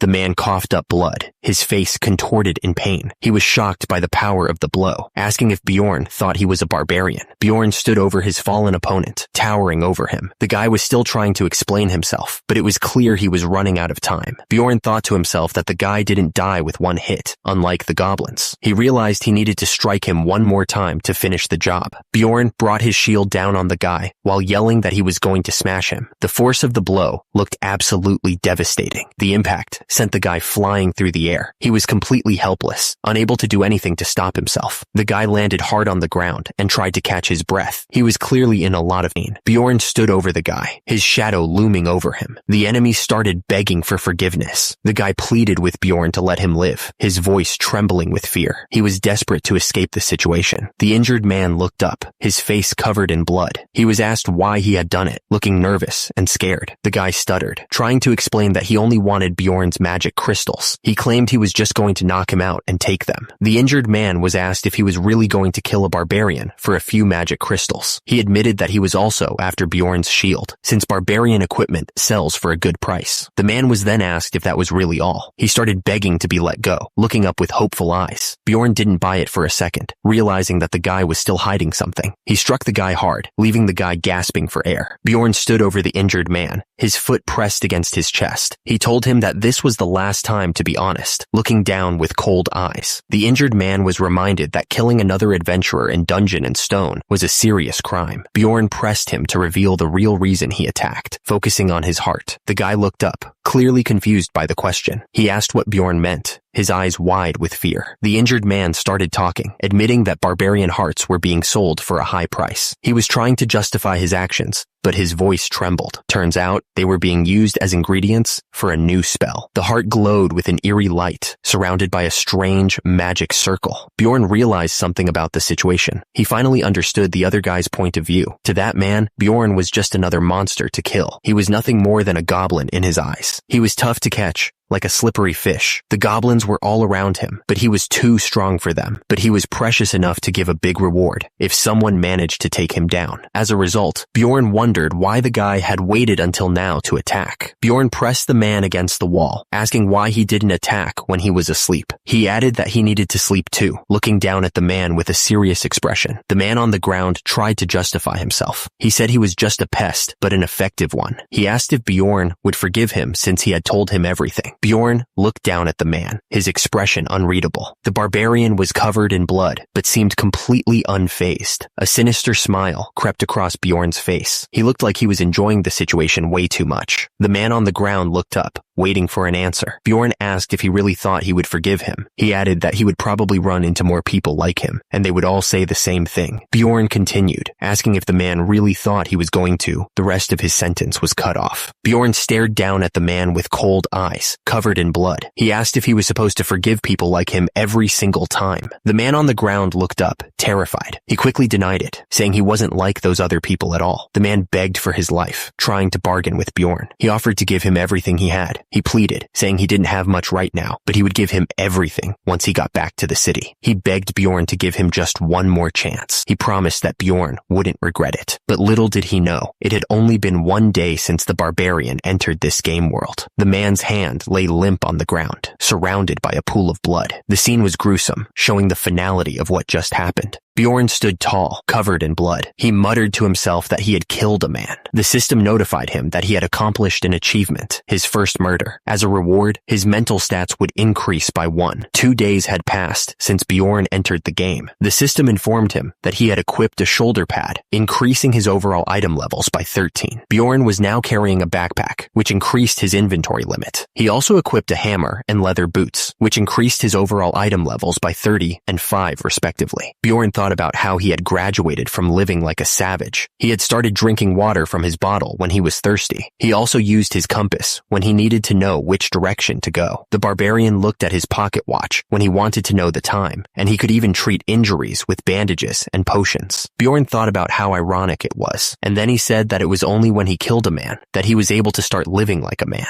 He walked away into the darkness. Bjorn checked his stats again. He saw that his mental stat had increased by 1, and his item level had jumped to 72. His overall combat index was now 81. Bjorn swung his hammer with incredible force. The goblin didn't stand a chance, disappearing in a cloud of dust after the powerful hit. Bjorn thought about how the goblin disappeared with just one hit of his hammer. He wondered if he should have chosen weapons from the start. He didn't know he'd be so good at fighting back then. Bjorn stood in the cave, his back to the viewer. 2 goblins stood before him, ready to attack. The tension in the air was thick. Bjorn realized that since it was the second day, the goblins had started appearing in pairs. He gripped his weapon tighter, ready for the fight. Bjorn thought his battle stats had gone up thanks to his new weapon. 2 goblins approached him, looking angry and ready to fight. Bjorn kept punching the goblins. The force of each blow was enough to make them disappear in a flash of light. Bjorn continued his relentless assault. He thought to himself that his progress was going smoothly so far. Bjorn knelt down, looking around at the crystals scattered on the ground. The scene was covered in blood. Bjorn was starting to feel the strain. He thought that he was going to die from fatigue, since he had been battling goblins non-stop since meeting Hans. He knew he wouldn't last much longer and needed to sleep soon. Bjorn mused that he might not have an overnight companion, but he figured he might be better off alone anyway. Bjorn stood there, looking down at the ground. He was thinking that getting stabbed by the goblins' daggers would be safer than what he was about to face. Bjorn's face was filled with anger. He cursed under his breath, clearly frustrated by the situation. Suddenly, a couple of goblins appeared, holding their daggers. Bjorn complained that the scumbags decided to show up as soon as he started to doze off. Bjorn yelled at the goblins, his face red with fury. He was pissed that they showed up after only 10 minutes. Everything went silent. A big question mark appeared, showing the confusion. Suddenly, there was a huge explosion. The force of it shook the entire area, leaving nothing but dust and debris. Bjorn's back muscles tensed as he spoke. He was saying that he had killed everyone he could see. Bjorn was lying down, looking exhausted. He begged them to stop showing up, wishing he could just get a little bit of sleep.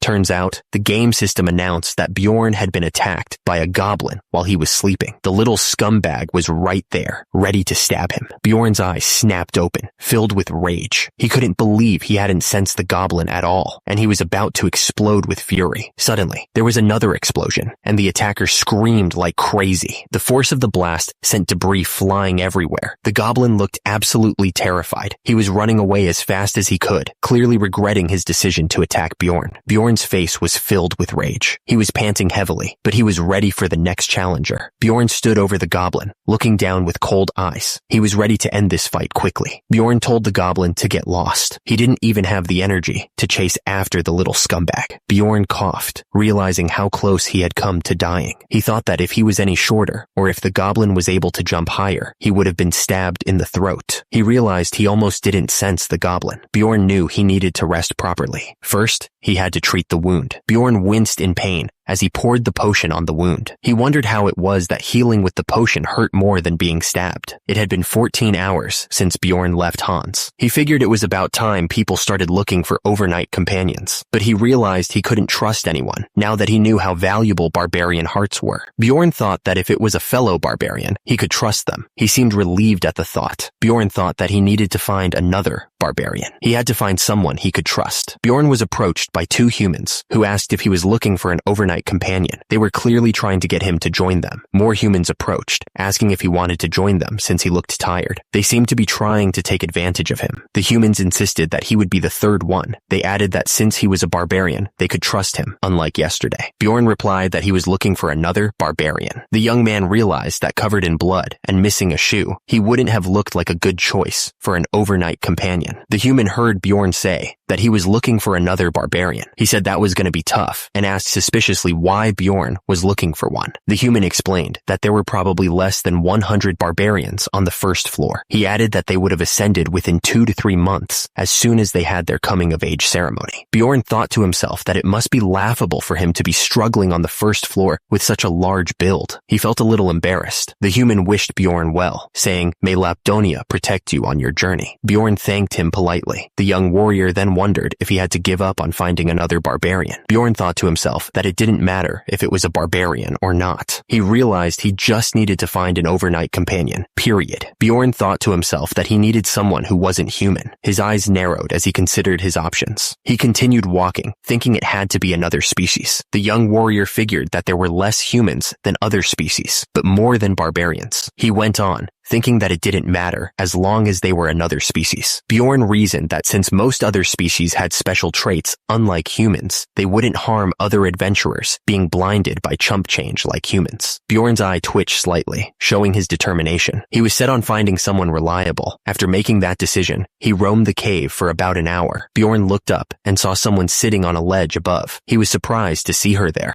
The elf looked absolutely terrified. She was shivering, clearly scared of something. The elf's eyes widened as she noticed Bjorn. She looked like she was about to run. Turns out, he had found an injured elf. This could be useful. Bjorn looked at the elf and asked if she was alone. He wanted to know if there were any other threats nearby. The elf was super on guard. It made sense, since anyone would be intimidated by a big barbarian when they were injured and all alone. The elf was hurt on her stomach, and it didn't look like she was stabbed by a goblin dagger. Bjorn looked down at her and asked if a human had hurt her. He was trying to figure out what had happened. Bjorn started walking toward her. The sound of his footsteps echoed through the cave, making the elf even more nervous. The elf begged for help, calling him Mister. She looked up at Bjorn with pleading eyes, hoping he would show her some mercy. Bjorn looked confused by her reaction. He hadn't expected her to beg like this. At the same time, The elf kept begging him to let her go, calling him a barbarian. Bjorn thought to himself that he was surprised. What the hell? What kind of elf has no backbone? He had assumed that she would be cold, like the elves in the game. He realized that he would have approached her differently if he had known her personality. The warrior decided to get rid of the misunderstanding by giving her a smile. Bjorn reassured her, telling her not to worry. He was hoping to calm her down and gain her trust. Bjorn was smiling, trying to look friendly. At the same time, the elf was staring up at him, probably trying to figure out what he was planning. Bjorn told her that he had no intention of killing her, but the word liar appeared on the screen, so he was definitely lying. Erwin begged him to let her live, just this once. She was clearly terrified of what he might do to her. Bjorn wondered what the hell all barbarians do. He was starting to get annoyed. Bjorn was thinking about why she was so intimidated by just one sentence. He thought, what the hell is with their image? Bjorn suggested that she should treat her wound first, and they could talk later. Erwin looked at the bandages in surprise, wondering what they were. Bjorn knew that those were lyco leaves. He had been worried that they were poisonous, but now he knew that she could use them safely. Erwin asked him why he was giving her those. She looked confused, wondering what his angle was. Bjorn said that there must be a reason to help someone. He thought to himself that there definitely was a reason. Bjorn told her that he would stand guard so she could treat her wound. The barbarian wanted to become overnight companions with the elf. Bjorn thought to himself that it might sound bad, but it wasn't exactly the worst situation for her either. He was trying to figure out the best way to approach her. Erwin was injured and fatigued. She had been through a lot, and it was starting to show. Bjorn knew that Erwin was in a much worse situation than he was. The barbarian knew that she had a beautiful appearance. She finished treating her wound. Erwin had cleaned and bandaged it as best she could. Bjorn thought to himself that she seemed to be less guarded now. He figured that they should probably make their introductions now. The young man was ready to start talking. Bjorn decided to formally introduce himself, trying to ease the tension. He stated that his name was Bjorn, the son of Jandal. Erwin seemed a little surprised by his sudden formality. The elf quietly responded with her own name, barely above a whisper. Bjorn wondered why she was so afraid of him. The barbarian asked if it was because he was a barbarian and she was an elf. He tilted his head, confused by the situation. The scene flashed to a battle between elves and barbarians. The two groups were locked in a brutal conflict, each side fighting with savage intensity. The flashback continued, showing the deep-seated hostility between the two races. It was clear that there was a lot of bad blood between them, and it wasn't going to be easy to overcome that. Bjorn seemed to be getting a little annoyed. He stated that it was relevant to the conversation they were having. The barbarian continued, saying that this was the first time he was hearing about the hostile relationship between elves and barbarians. He thought they had good relations in the game before. Erwin stammered nervously, denying everything. The elf insisted that the war ended 10 years ago, and that she harbored no ill will towards barbarians. Erwin insisted that she didn't want to fight Bjorn. She wondered how much time had passed from the game that he was aware of. Either way, the woman said that she had no time to find anyone else right now. Erwin seemed relieved that Bjorn didn't harbor ill will either. She asked if that was so, her face lighting up with hope. Bjorn looked down at Erwin. He asked if she wanted to be his overnight companion. The barbarian seemed serious, but the question was still kind of weird. Erwin seemed surprised by the question. She said that she was really tired and suggested that they just cooperate for today. The elf looked like she was trying to avoid something.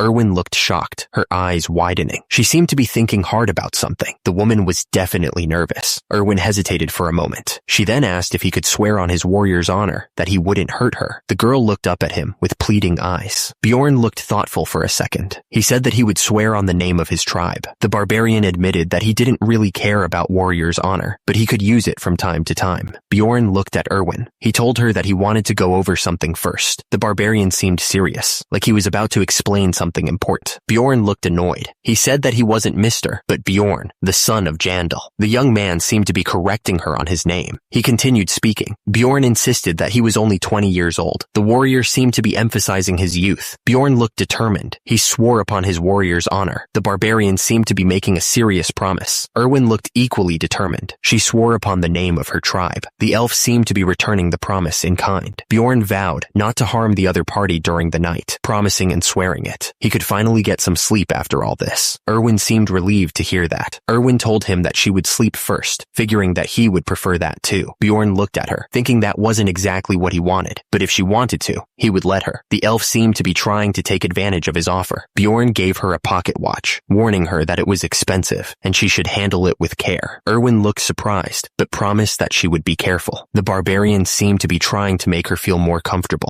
Bjorn thought to himself how difficult it was to get some sleep, but since he never knew, he would pretend to sleep for about 10 minutes. The warrior was still on guard, even after making the promise. But Erwin suddenly called out to him, interrupting his thoughts. The young woman seemed to need something urgently. Bjorn's eye snapped open, alert and ready for anything. Erwin suddenly woke up, asking what time it was and saying it had been hours. She immediately handed Bjorn back his watch, looking a little flustered. Bjorn wondered when he had fallen asleep, since he couldn't even pretend to snore. He thought that it must be the synergy of the blanket and backpack that made him so sleepy. Bjorn figured he should let her borrow those things too. He told Erwin that she could cover herself with the blanket. If she wanted, she could also use it as a pillow. Erwin seemed happy and told him that she would use them well, thanking him for the offer. She looked relieved to have something to keep her warm. Erwin fell asleep as soon as her head hit the ground. She looked peaceful and relaxed, finally getting some rest. Bjorn figured that Erwin must have been tired as well, since her day was probably as tiring as his. He was starting to feel bad for the elf. Bjorn sat down, thinking it felt like it had been 5 days, but it had only been 3. He figured that since he had all these useless thoughts in his head, he was probably feeling better. At least he wasn't bored. Bjorn wondered what had happened to him in real life, asking himself if he had been reported as missing. He figured it probably hadn't been reported yet, since who would even come visit him anyway? He looked sad as he thought about his old life. Bjorn told himself to stop thinking about it. He was starting to get depressed. Bjorn figured that even if he were to go back, there was nothing there for him. He knew that if he kept thinking about it that way, his willpower was going to break. After a few more turns of standing guard, it was time to get going. He stood up, ready to move. At the top, the pocket watch showed the time ticking down. Meanwhile, Bjorn was still lying down, thinking that there were only 10 minutes left. Bjorn was silent as he stared off into space. He started to wonder about something. Bjorn was considering something as he watched the elf sleep. He wondered if he should ask her again. Bjorn thought that since she was an elf, she would be helpful in battle. He figured she could pull her weight. Bjorn thought that if they became allies, he would need to split the rewards with her, which would decrease his share. But the goblins had been appearing in swarms since 3 days ago, so he was conflicted. Bjorn was thinking about whether it made more sense to get some safe sleep or to go find more magic crystals. He was trying to decide what was more logical. At that moment, Bjorn was being watched by 2 people. They were walking through the cave towards him, but he didn't notice them yet. One of the men asked if that was the elf. The other man thought it was her, saying that the bow and arrow looked the same. The man asked the barbarian what his relationship was with the elf. He seemed very curious. Bjorn told him that they were overnight companions, as he could probably tell. The man found it fascinating that a barbarian and an elf could be companions. He then asked how much time was left. Bjorn looked down at the men with pure anger. He told them that he had no obligation to respond to them. At the bottom, one of the men looked nervous, while the other smirked. The man smirked, a bead of sweat dripping down his face. He simply replied that he understood. The 2 men turned around and ran away. They were clearly trying to get out of there as fast as possible. Bjorn stared after them, a worried expression on his face. He had a bad feeling about this, thinking that they were definitely looking for Erwin. Bjorn looked down at Erwin. He seemed concerned about what was going to happen next. Erwin was still sleeping soundly. She mumbled that she wanted just 5 more minutes. Bjorn looked absolutely furious. He said that she was about to get screwed, but she still wanted to sleep. Bjorn tried to wake Erwin up. He told her to get up immediately, his voice firm. Erwin just mumbled in response. She was clearly still half asleep. Bjorn realized that she was pretending to be asleep. He noticed that the blanket, which had been loose before, was now covering her face completely. Erwin suddenly screamed. The young woman was clearly startled by something. Bjorn asked her why she was pretending to be asleep. She stammered, saying that if she got up. Erwin looked up at Bjorn with tears in her eyes. She thought he was going to desert her. The elf was clearly afraid of being left alone. Bjorn realized that was what she was worried about. He thought to himself that they weren't official allies, just temporary overnight companions. The warrior considered it a relationship maintained by standing guard while the other person slept for one night. Bjorn thought that as soon as she opened her eyes, their oath would end. He wondered what had happened with those 2 guys. The young man was curious about what they knew. Erwin immediately denied that anything had happened. She looked surprised by the question. The elf seemed flustered. Bjorn asked how they knew her. He figured they were probably from the same clan as the human who had tried to hurt her. The barbarian was suspicious. Erwin noticed that the symbol on the garments of the men they encountered were the same. She realized that they were called the Crystal Union. The elf seemed concerned by this information. Bjorn realized that it wasn't just a couple of guys, but an entire group after her. He thought the situation was getting much worse. The barbarian considered parting ways with the elf and getting going, but then he looked at her. He was anxious because the elf was only 20 years old. The warrior felt a pang of guilt. Bjorn sighed. He decided that they should talk while they were moving. The young man seemed to have made a decision. Erwin asked if he was going to help her. She added that she would hear his story first before she decided. The elf looked hopeful.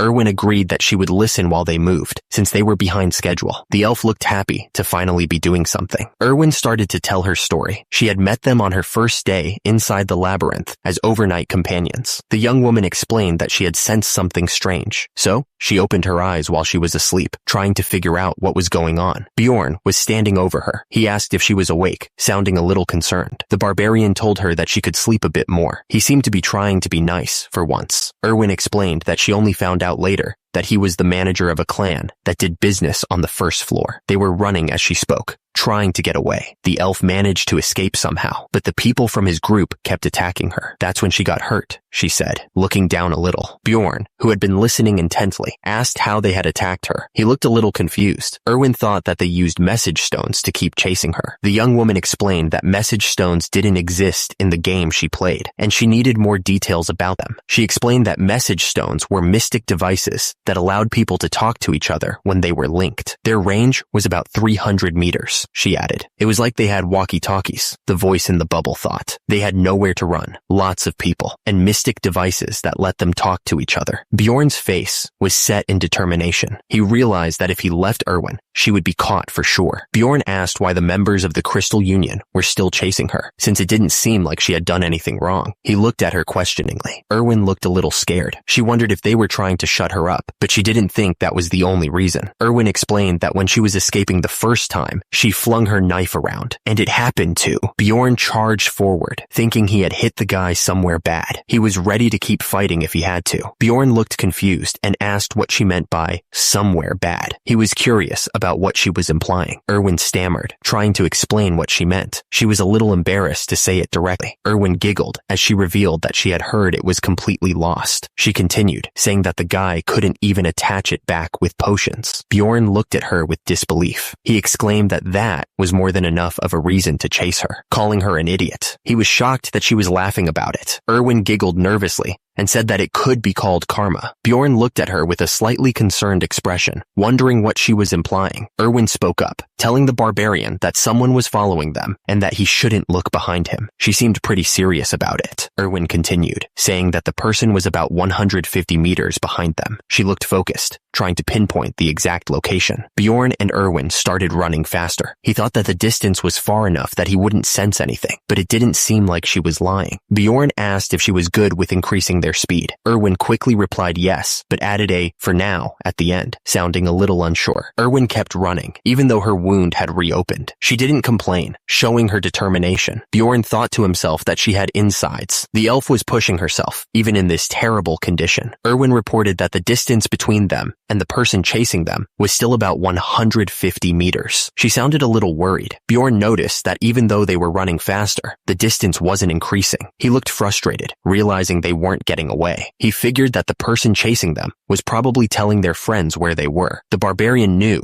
that was going to be a big problem. The decision was made. They had to get rid of the people chasing them. Bjorn figured that if he were the target, he would have already made the same decision. He looked serious, gripping his hammer tightly. Bjorn knew that if they killed the scumbag, there was no going back. He had to think about the risks. Erwin wanted to know what the benefits were. She stammered, asking Bjorn for more information so she could make a good decision. Bjorn turned to Erwin, asking her what she was good at. He needed to know her strengths. Erwin told Bjorn that she was good at laundry and cleaning, but not at cooking. Bjorn looked at her, confused, and asked her what she was talking about. Erwin realized that Bjorn was asking about her skills in battle. She laughed nervously, correcting herself that she meant during battle. The elf proudly declared that she was good at archery. She seemed happy to finally have something useful to contribute. Erwin then added that she could also use spirit magic, specifically the flame element. She showed off her power, conjuring a small flame. Bjorn thought to himself that she was the perfect example of an elf archer. He also realized that the flame element was the rare rarest one. He looked impressed. The question hung in the air. Had she ever taken a life before? Erwin looked up, her expression unreadable. A shadow fell over her face as she thought about the question.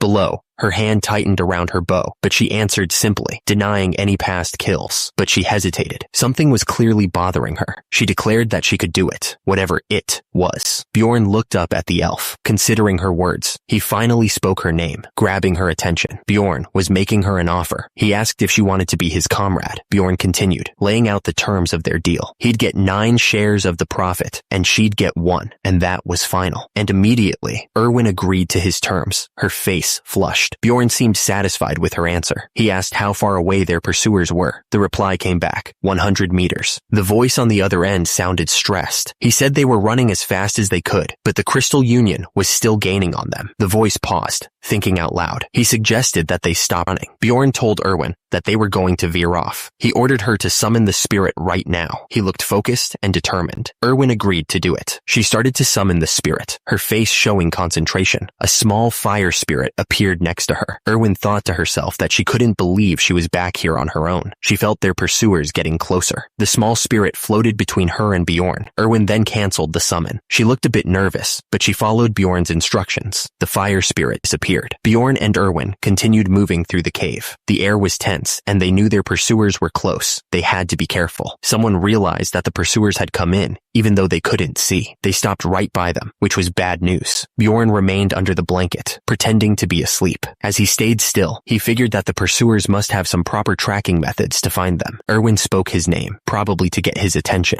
She looked at him with a worried expression. Erwin's face was shown in a close-up. The elf looked determined, like she was about to do something. Erwin drew her bow, ready to fire. She whispered that she was going to shoot. Erwin aimed her bow with deadly focus. She was ready to fire at a moment's notice. Her eyes narrowed in concentration, and immediately, the arrow flew, striking one of the pursuers right in the head. Blood splattered as the arrow found its mark. Blood dripped down from above, splattering onto Bjorn and Erwin. The two of them stood there, looking up at the body above. Erwin looked up, her face a mixture of shock and relief. She hadn't expected to actually hit the guy, but she did what she had to do. Bjorn told her that she did well. He added that if she had hesitated, they would have both been in danger. A man knelt over a body, his expression grim. He looked closely at the person lying on the ground, who was clearly dead. The kneeling man held up a small device, trying to make contact. He called out the name Serdin, hoping for a response. The man shouted into the device, desperate to get through. He reported that Serdin was out of contact and had been chasing the elf and the barbarian. He was clearly worried. An intense voice ordered everyone to gather at the Goblin District. The urgency in the voice was impossible to ignore. Bjorn sat down, looking a bit disappointed. He said that if it was Serdin, he was hoping there would be some decent loot, but there wasn't much to see.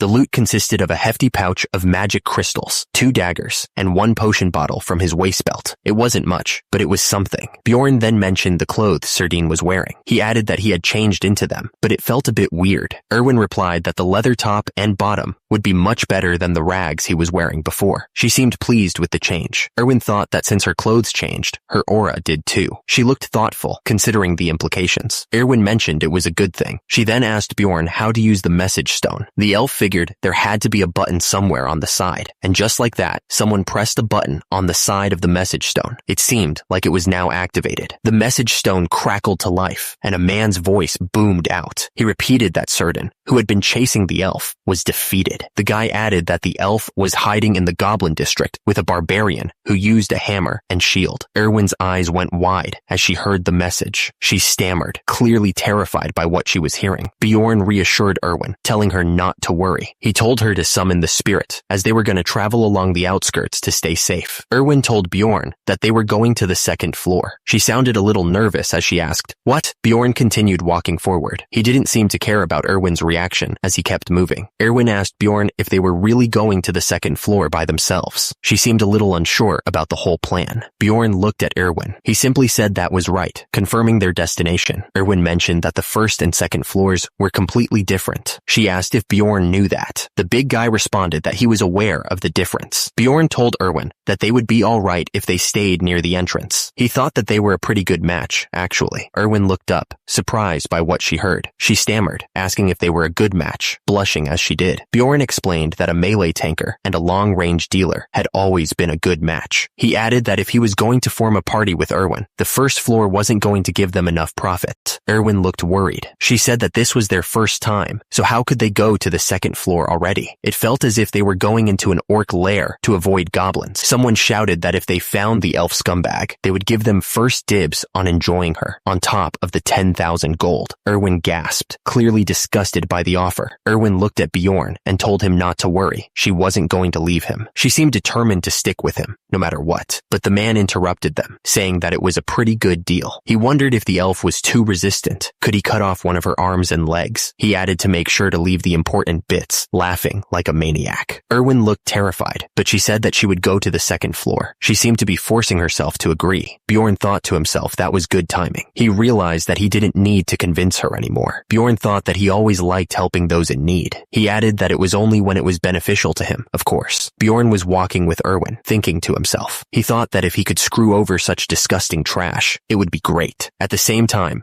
Erwin looked down, unsure about what to do. Bjorn continued thinking to himself that he would have the self-satisfaction of doing good. Bjorn was holding his bag tightly, still thinking. He thought that it would be the best of both worlds, and there was no reason not to help. Erwin looked at Bjorn and asked him if he even knew how to get to the second floor. She added that she didn't know the exact path, but if they kept heading north, they would get there eventually. Bjorn explained that the dungeon was designed in such a way that if you kept following the darkness, you would reach a portal. He said that the darkness represented a path that led you to the upper floors. Erwin called out to the Barbarian, telling him to wait. She seemed to have noticed something he hadn't, and immediately, the elf pointed out that there was a goblin trap right in front of them. It was hard to see in the dim light, but there it was. Bjorn thought to himself that the traps were appearing pretty late. He had only walked a few steps before stepping on one. He wondered if it was because goblins didn't appear frequently in the light. He was trying to figure out the pattern. Bjorn exclaimed that he was really unlucky. He told Erwin that he would handle it, and she could take a break. The big guy seemed annoyed. Erwin told the big guy that he better not use the spirit. She added that she needed to save her strength for later. The elf replied, of course, with a smile and a slight blush. She seemed a little too eager to agree. Bjorn thought to himself that it didn't look like she meant of course at all. He wondered how he knew she was planning something, and suddenly, two ghouls appeared, growling menacingly. Erwin gasped, clearly caught off guard by their sudden arrival. The elf didn't hesitate. She immediately fired an arrow, aiming for one of the ghouls. The arrow flew straight and true. Erwin fired another arrow with incredible speed. She was determined to take down the ghouls as quickly as possible, and immediately, a savage kick sent the ghoul flying. The force of the impact echoed through the dark tunnel. The ghoul's face contorted in pain and shock. It was clear the kick hit hard, but another enemy was already on the move. A goblin, sword in hand, growled as it charged forward. At the same time, Erwin aimed her bow again, ready to fire another shot. The elf was focused on the new threat. Meanwhile, the goblin was closing in, its eyes fixed on the elf. The elf stood tall, bow in hand, after the fight. Blood splattered all around her, a testament to her deadly accuracy.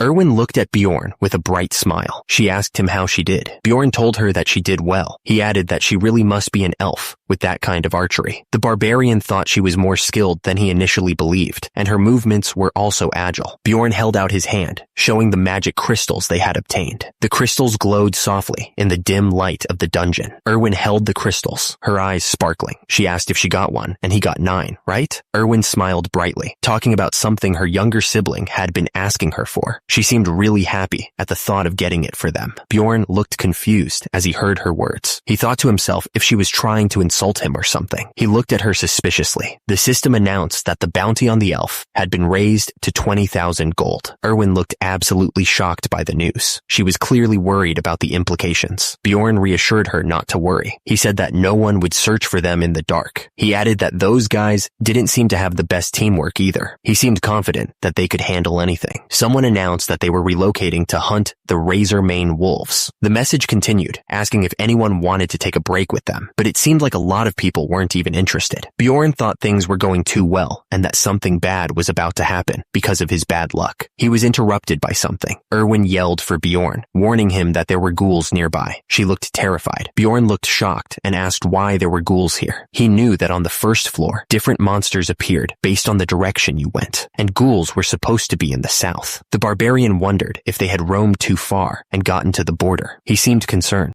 Erwin looked at Bjorn with a worried expression and asked if she had to fight them by herself. She seemed really scared. Bjorn explained that the experience system in this game was really weird. He added that you only get rewarded the first time you beat a monster of the same kind. Bjorn continued, saying that they needed to beat as many different kinds of monsters as they could to level up. He thought this was actually a good thing. Bjorn told Erwin that he would take the lead. He wanted her to take care of the ones in the back. Bjorn thought that if this was like the game, the ghouls wouldn't attack until they got close enough. He prepared himself for the fight. The ghoul was drooling and looked like it was ready to attack. It was staring right at them. Bjorn was facing a bunch of ghouls, but he was surprisingly calm. He thought to himself that things were going exactly as he expected. Bjorn swung his weapon with incredible force, hitting one of the ghouls. The ghoul went flying backwards, clearly caught off guard. Bjorn stared intently. His eyes narrowed. He was focused on the fight, ready for anything that came his way. He swung his weapon again, putting all his strength into the blow. Bjorn knew that ghouls were stronger and faster than goblins. Bjorn thought that even though the ghouls were stronger, they were still rank 9 monsters. He knew their patterns were simple, making them easier to deal with. Bjorn stared intensely at the ghoul, his expression serious. He wasn't intimidated at all, ready to take on whatever came next. At the same time, Erwin was aiming her bow with a confident smile. She thought that with a trusty comrade, this was going to be easy. A message popped up, showing that they had defeated a ghoul and gained 1 experience point. They kept walking north. Turns out, it took them 3 days to get where they were going. Erwin suddenly stopped. She asked Bjorn what was going on. Erwin pointed at the blood on the ground. She didn't think it was from the goblins, and wondered whose blood it could be. She added that she thought the blood led in the direction they wanted to go. The camera zoomed in on the blood. Bjorn considered what it could be. He started to look worried.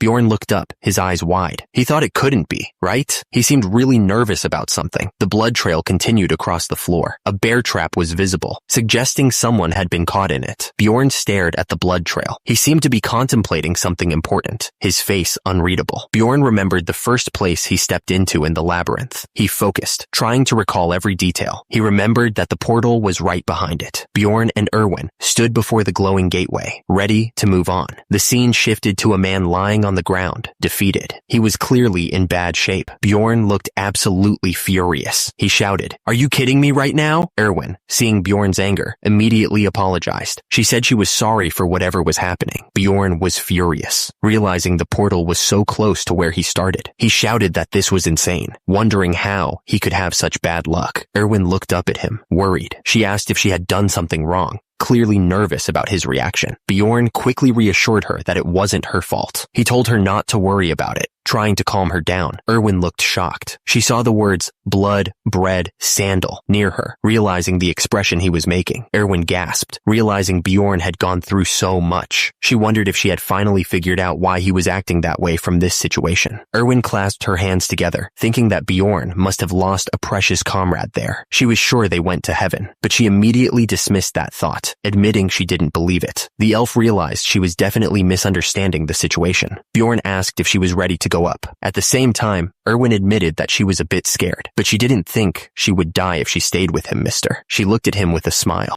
Erwin was ready to go. Meanwhile, Bjorn thought that she had a strange habit of lengthening her sentences. He was clearly annoyed by that. He wondered what he should say. Bjorn told her to go. Erwin agreed. The young man also told her not to plan on dying that easily either. He wasn't going to let that happen. Turns out, they had arrived on the 2nd floor, the Goblin Forest. It was time to see what was waiting for them there. As they stepped through the portal, Bjorn and Erwin were suddenly falling through the air. The world spun around them, and they had no idea where they were going to land. It was nothing like they expected. Erwin looked down at Bjorn with concern, shouting to ask if he was okay. She was worried that something had gone wrong with the teleportation. The elf could only hope he wasn't hurt too badly. Bjorn was lying on the ground, clearly in pain. He said he had been wondering what it would feel like to go through the portal. The young man admitted that it felt like trash. Bjorn explained that it felt like he was chewed up by a frog in a well and then spat out. He was surprised, since he had never teleported through a portal like he was falling before. The warrior wondered why the other girls girls didn't tell him about this. Erwin was smiling. She thought that she had landed perfectly fine, though. The fairy admitted that she was envious of that agility that barbarians didn't have. Bjorn wanted to check out the area first. He asked if this was the northern area of the goblin forest on the second floor. The warrior looked around, trying to figure out where they had landed. Erwin mentioned that there was a portal behind them that would take them back to the first floor at any time. She added that she didn't sense any living being within 50 meters. The fairy was using her skills to survey the area. Turns out, it wasn't going to get any brighter, even if time passed, since they were inside the labyrinth. The darkness was a constant reminder of the danger they were in. Erwin asked if this was really the second floor. She admitted that she had never heard about the second floor being a forest. The young woman was clearly confused by the environment. There were 4 portals on the first floor, and each one led to a different region. This one led to the North Goblin Forest. The place looked dangerous. To the east was the beast's lair. The wolves howled at the moon, ready to tear anyone apart. To the west was the land of the dead. The zombies reached out, craving flesh. To the south were the dark Rocky Mountains. Erwin suddenly remembered something. She explained that wherever they went, it would all lead to the third floor. Bjorn asked what they should do now. He wondered if she knew the way back to the city from the labyrinth. The warrior was hoping she had some kind of plan. Erwin mentioned that they would automatically go back once the labyrinth closed. The fairy looked concerned, like she wasn't sure about that. She was probably worried about being trapped. Mr. explained that the first floor closes after 168 hours, and the second floor after 240. He looked at the portal, getting ready for the next adventure. Once the time runs out, the labyrinth will spit them back into the city. The Crystal Union wouldn't come up here anyway, since they can't even work well together. Sounds like they're not much of a threat. Bjorn decided they would stay on the second floor till the 168 hours were up, and then go back down to the first floor. He seemed to have a plan already. He said they couldn't just stay by the portal all day, so they would explore the place a bit. He was probably itching for some action. Bjorn told Erwin to take the lead. The fairy seemed a little nervous, but she agreed to it anyway. She probably knew more about this place than he did.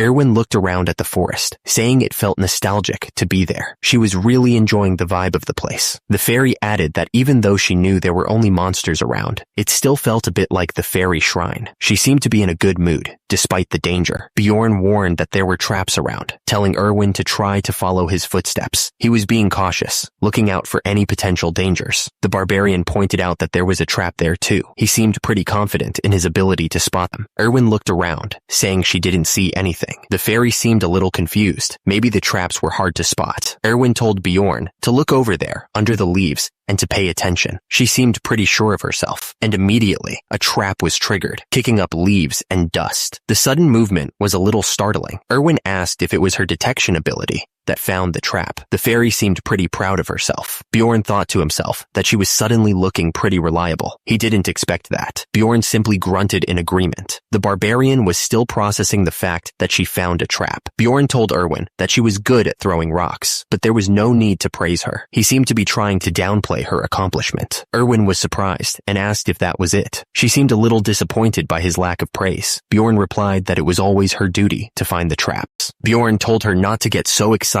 over something as small as that. He said that she was already a proper explorer. Erwin looked at him with wide eyes, a little surprised by his words. The young woman seemed to be taking his words to heart. Bjorn simply said, "All right." He seemed to be trying to end the conversation there. Bjorn thought that Erwin was easy to control, now that she was a proper explorer. The young man was definitely thinking about how to use her, but something seemed to him. He noticed that there were traps, but he didn't sense any goblins in the area. Bjorn realized that unlike the first floor, having traps didn't mean there would also be goblins. The traps on the second floor were more like a terrain feature than anything else. Bjorn told Erwin to stop with the small talk and focus. He ordered her to go ahead of him. The fairy archer agreed, saying, "Okay." Turns out this place was called the Goblin Forest in the game. Besides the traps, another trait of the Goblin Forest was that the goblins went around in groups of about a dozen. Bjorn knew that sometimes there were mutant goblins who were warriors or archers. He also knew that the farther they went towards the exterior of the forest, the more mutants and high-ranking monsters there would be. The young man was worried about the dangers ahead, but that shouldn't matter, since Bjorn planned on staying close to the portal. He figured that was the safest option for now. The barbarian had a plan. Bjorn thought to himself that they would get rid of all the traps in the surrounding area and begin widening their area of search. He was already thinking about the best way to do it. Bjorn said that if they got into a dangerous situation, they'd run immediately to the first floor. He wanted Erwin to be clear on the escape plan. The warrior was very serious. They widened out their area by removing traps using rocks. Erwin seemed to be doing most of the work. The fairy archer was focused on the task. Bjorn knew it would be a problem if they accidentally stepped on one of the traps while running away. He was thinking ahead to all the possible dangers. Erwin asked if she did well. The fairy archer was excited to get some praise. She told Bjorn that he was good and a proper explorer. Erwin suddenly stopped what she was doing. She looked around carefully, sensing something was off. Erwin looked up with a worried expression. She told Mister that it was a group of goblins. Bjorn asked how many goblins there were. The young woman said she wasn't sure, but there were definitely more than 10. She thought they were about 50 meters away. Erwin noticed that the goblins hadn't seen them yet. She looked a bit relieved, but still worried about what might happen next. She asked what they should do. Bjorn replied immediately that they would fight the goblins. Bjorn asked how close they could get without being seen. He was trying to figure out the best way to approach the goblins without alerting them. Erwin said that she could get about 30 meters away from them on her own. The barbarian warrior understood and said they would do it according to plan. He seemed confident in their strategy. Bjorn thought it was amazing how she didn't make any noise walking through the grass. He figured that was just how fairies were. Erwin spotted a group of goblins walking down a path. She narrowed her eyes, trying to count them and figure out their strength. Bjorn watched as Erwin walked away. He looked serious, knowing that they were about to fight a bunch of goblins. Erwin aimed her bow at the goblins. She was ready to shoot, her hands steady despite the danger. She let the arrow fly. The arrow shot through the air towards the goblins, hoping to catch them by surprise. Bjorn stepped forward, ready to fight. He was eager to smash some goblins. Erwin kept her bow aimed at the goblins in the distance. She wondered if her arrow had hit one of them. She couldn't hear anything because they were too far away. Bjorn shouted at Erwin to get behind him quickly. The young woman responded that she understood. She knew that meant things were about to get serious. Bjorn charged into the group of goblins, swinging his weapon with all his might. The goblins looked scared as the huge man approached, ready to smash them. Bjorn thought to himself that the second floor was definitely different from the first. He looked determined, knowing that they had to be careful. He realized there were 3 times the amount of goblins they would usually find on the first floor. It was rather intimidating, even if they were just goblins. Plus, there was a goblin warrior. It should be scary. Surprisingly enough, Bjorn didn't feel scared at all. He was calm, even though there were a bunch of goblins right in front of him. He was ready to fight. Rather, Bjorn explained that the warrior's heart he possessed was twitching. He looked down at his chest, feeling the power building up inside him. He could barely contain himself. Bjorn's heart started to glow red, pulsing with energy. It felt like it was about to explode out of his chest. He was getting excited to fight. Bjorn screamed as he charged forward, ready to smash the goblins. He swung his weapon with all his might. He wanted to crush them.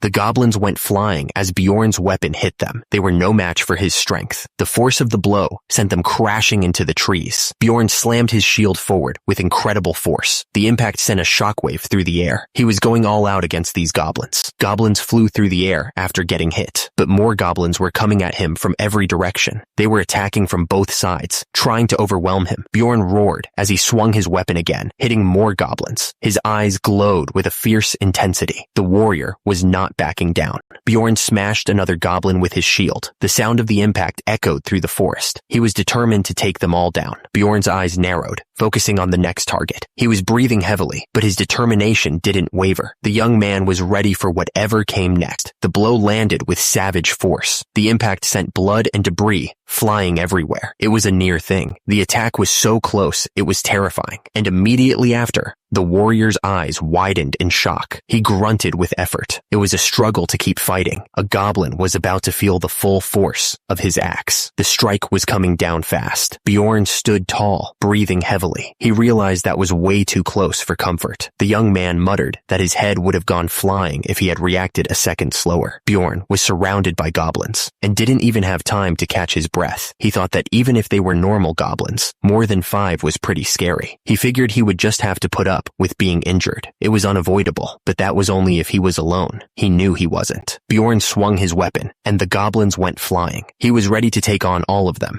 Erwin looked relieved. She had been worried about the fight. Bjorn noticed that Erwin had gotten back into position. He thought he would finish things off. He was ready to take on whatever came next. Bjorn looked absolutely furious. He called those goblins a bunch of bastards. He was tired of dealing with them. Bjorn challenged them. shouting for them to come at him. The warrior was ready to take on the whole group. He wasn't scared at all. The system announced that Bjorn had defeated the goblin warrior, giving him EXP +1. He also earned 11 magic crystals after taking down the first group of goblins. Bjorn thought that considering it took him an entire day to earn 44 on the first floor, this was a satisfying reward. He wished he could take the warrior's weapon or armor, but they disappeared with the goblin. Erwin handed Bjorn some magic crystals, saying that even if it's the same 9th rank, a swordsman's magic crystal has more worth, so she'll give him more. She asked if 2 was okay, and Bjorn thanked her. Bjorn said that they should keep moving. Erwin replied okay, and said she was looking forward to seeing how much she could get by the end of the 4 days. Once they started going farther out than a 3-kilometer radius, they encountered more goblins, ready for another fight. Turns out, we began running into goblin groups every 5 minutes. This time, there was an archer in the mix, which was a new challenge. Suddenly, Erwin warned that the archer was disappearing. Bjorn could sense the danger, knowing something tricky was about to happen. Erwin shouted that it was stealth magic, urging Bjorn to concentrate. Bjorn nodded, knowing they had to be extra careful. The fight became much harder because of the goblin archers. They were fast and hard to spot. Even with the added challenge, Bjorn was sure they wouldn't lose. He was tearing through the goblins with his bare hands. Bjorn was tearing through the goblin ranks, smashing them left and right. But below, a goblin archer aimed an arrow directly at him, his gaze steady. Bjorn knew he had to focus. He thought that with this body, he only needed to concentrate, and he could do anything. Bjorn's eyes narrowed, his vision sharpening. He had to stay focused if he wanted to survive this. Bjorn knew that in order to dodge the arrows flying toward him, he had to be ready. The goblin archer was locked on, ready to fire. Bjorn gripped his weapon tightly, ready to strike at any moment. He wouldn't let a single arrow hit him. The goblin archer's eyes went wide, realizing he was about to be crushed. He was absolutely terrified. Bjorn didn't hold back, bringing his massive weapon down on the goblin. The impact shattered the goblin's bones. The system chimed in, announcing, "You have defeated the goblin archer. Archer XP +1. Bjorn had taken down the archer. A voice suggested, "Let's take a break." They needed to rest after all that fighting. Erwin finally sat down, wiping sweat from her brow. She complained, "Finally, how many hours have we been going around?" She added, "About 15 hours. Bjorn offered that Erwin could sleep first if she wanted. Erwin looked surprised and asked about the sleeping bag and blanket, wondering if he was going to get them out. Bjorn's massive weapon and shield leaned against a tree, silent for the moment. The metal was stained with the dark blood of the goblins they had fought. Bjorn sat nearby, watching Erwin as she slept. He thought to himself that she must have been really exhausted. He had never heard her sleep so soundly before. Erwin was completely out, wrapped in a blanket. Bjorn figured that maybe she felt safer now, being with him. They had been going around hunting for 15 hours straight. It was a brutal grind.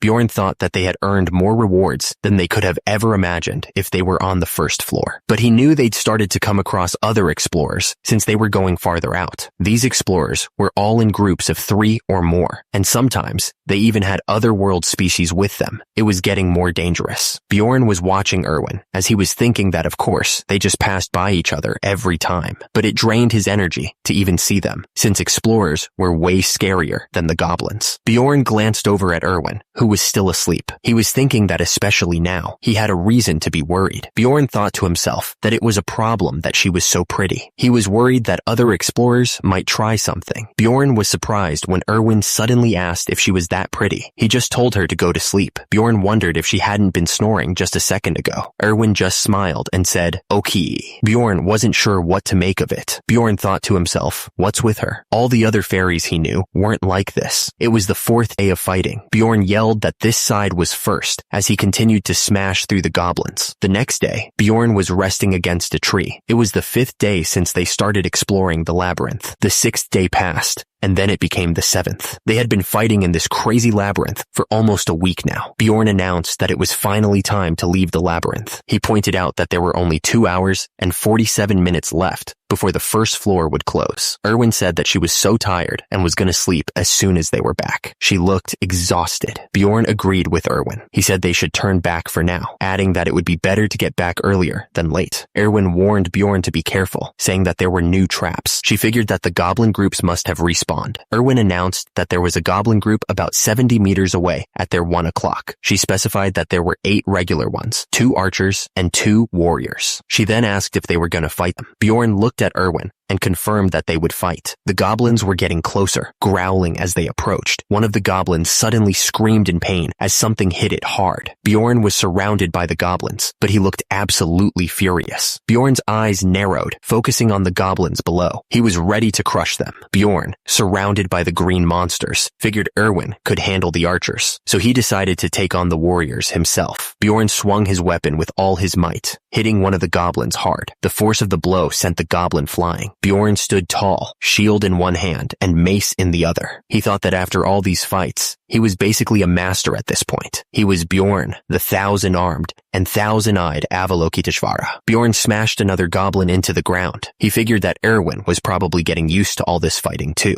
Bjorn was surrounded by goblins, smashing them left and right. He thought that Erwin knew exactly who to shoot when necessary, since she said there were 2 archers. Bjorn noticed he didn't see any arrows coming his way. The time it took to smash all the goblins was getting shorter too, which was definitely a plus. Bjorn looked in Erwin's direction and complimented her. He told her that she was doing a good job. Bjorn continued to bash the goblins with his mace. He asked Erwin to let him know once she'd killed all the archers, because he didn't want to keep worrying about them while he fought. Bjorn apologized quickly. Bjorn admitted he wasn't sure if the last archer was hit or not. Erwin asked if that was why he was talking to her. Erwin thought to herself that uncertain information could be more dangerous than anything else. She smiled slightly, knowing she was right.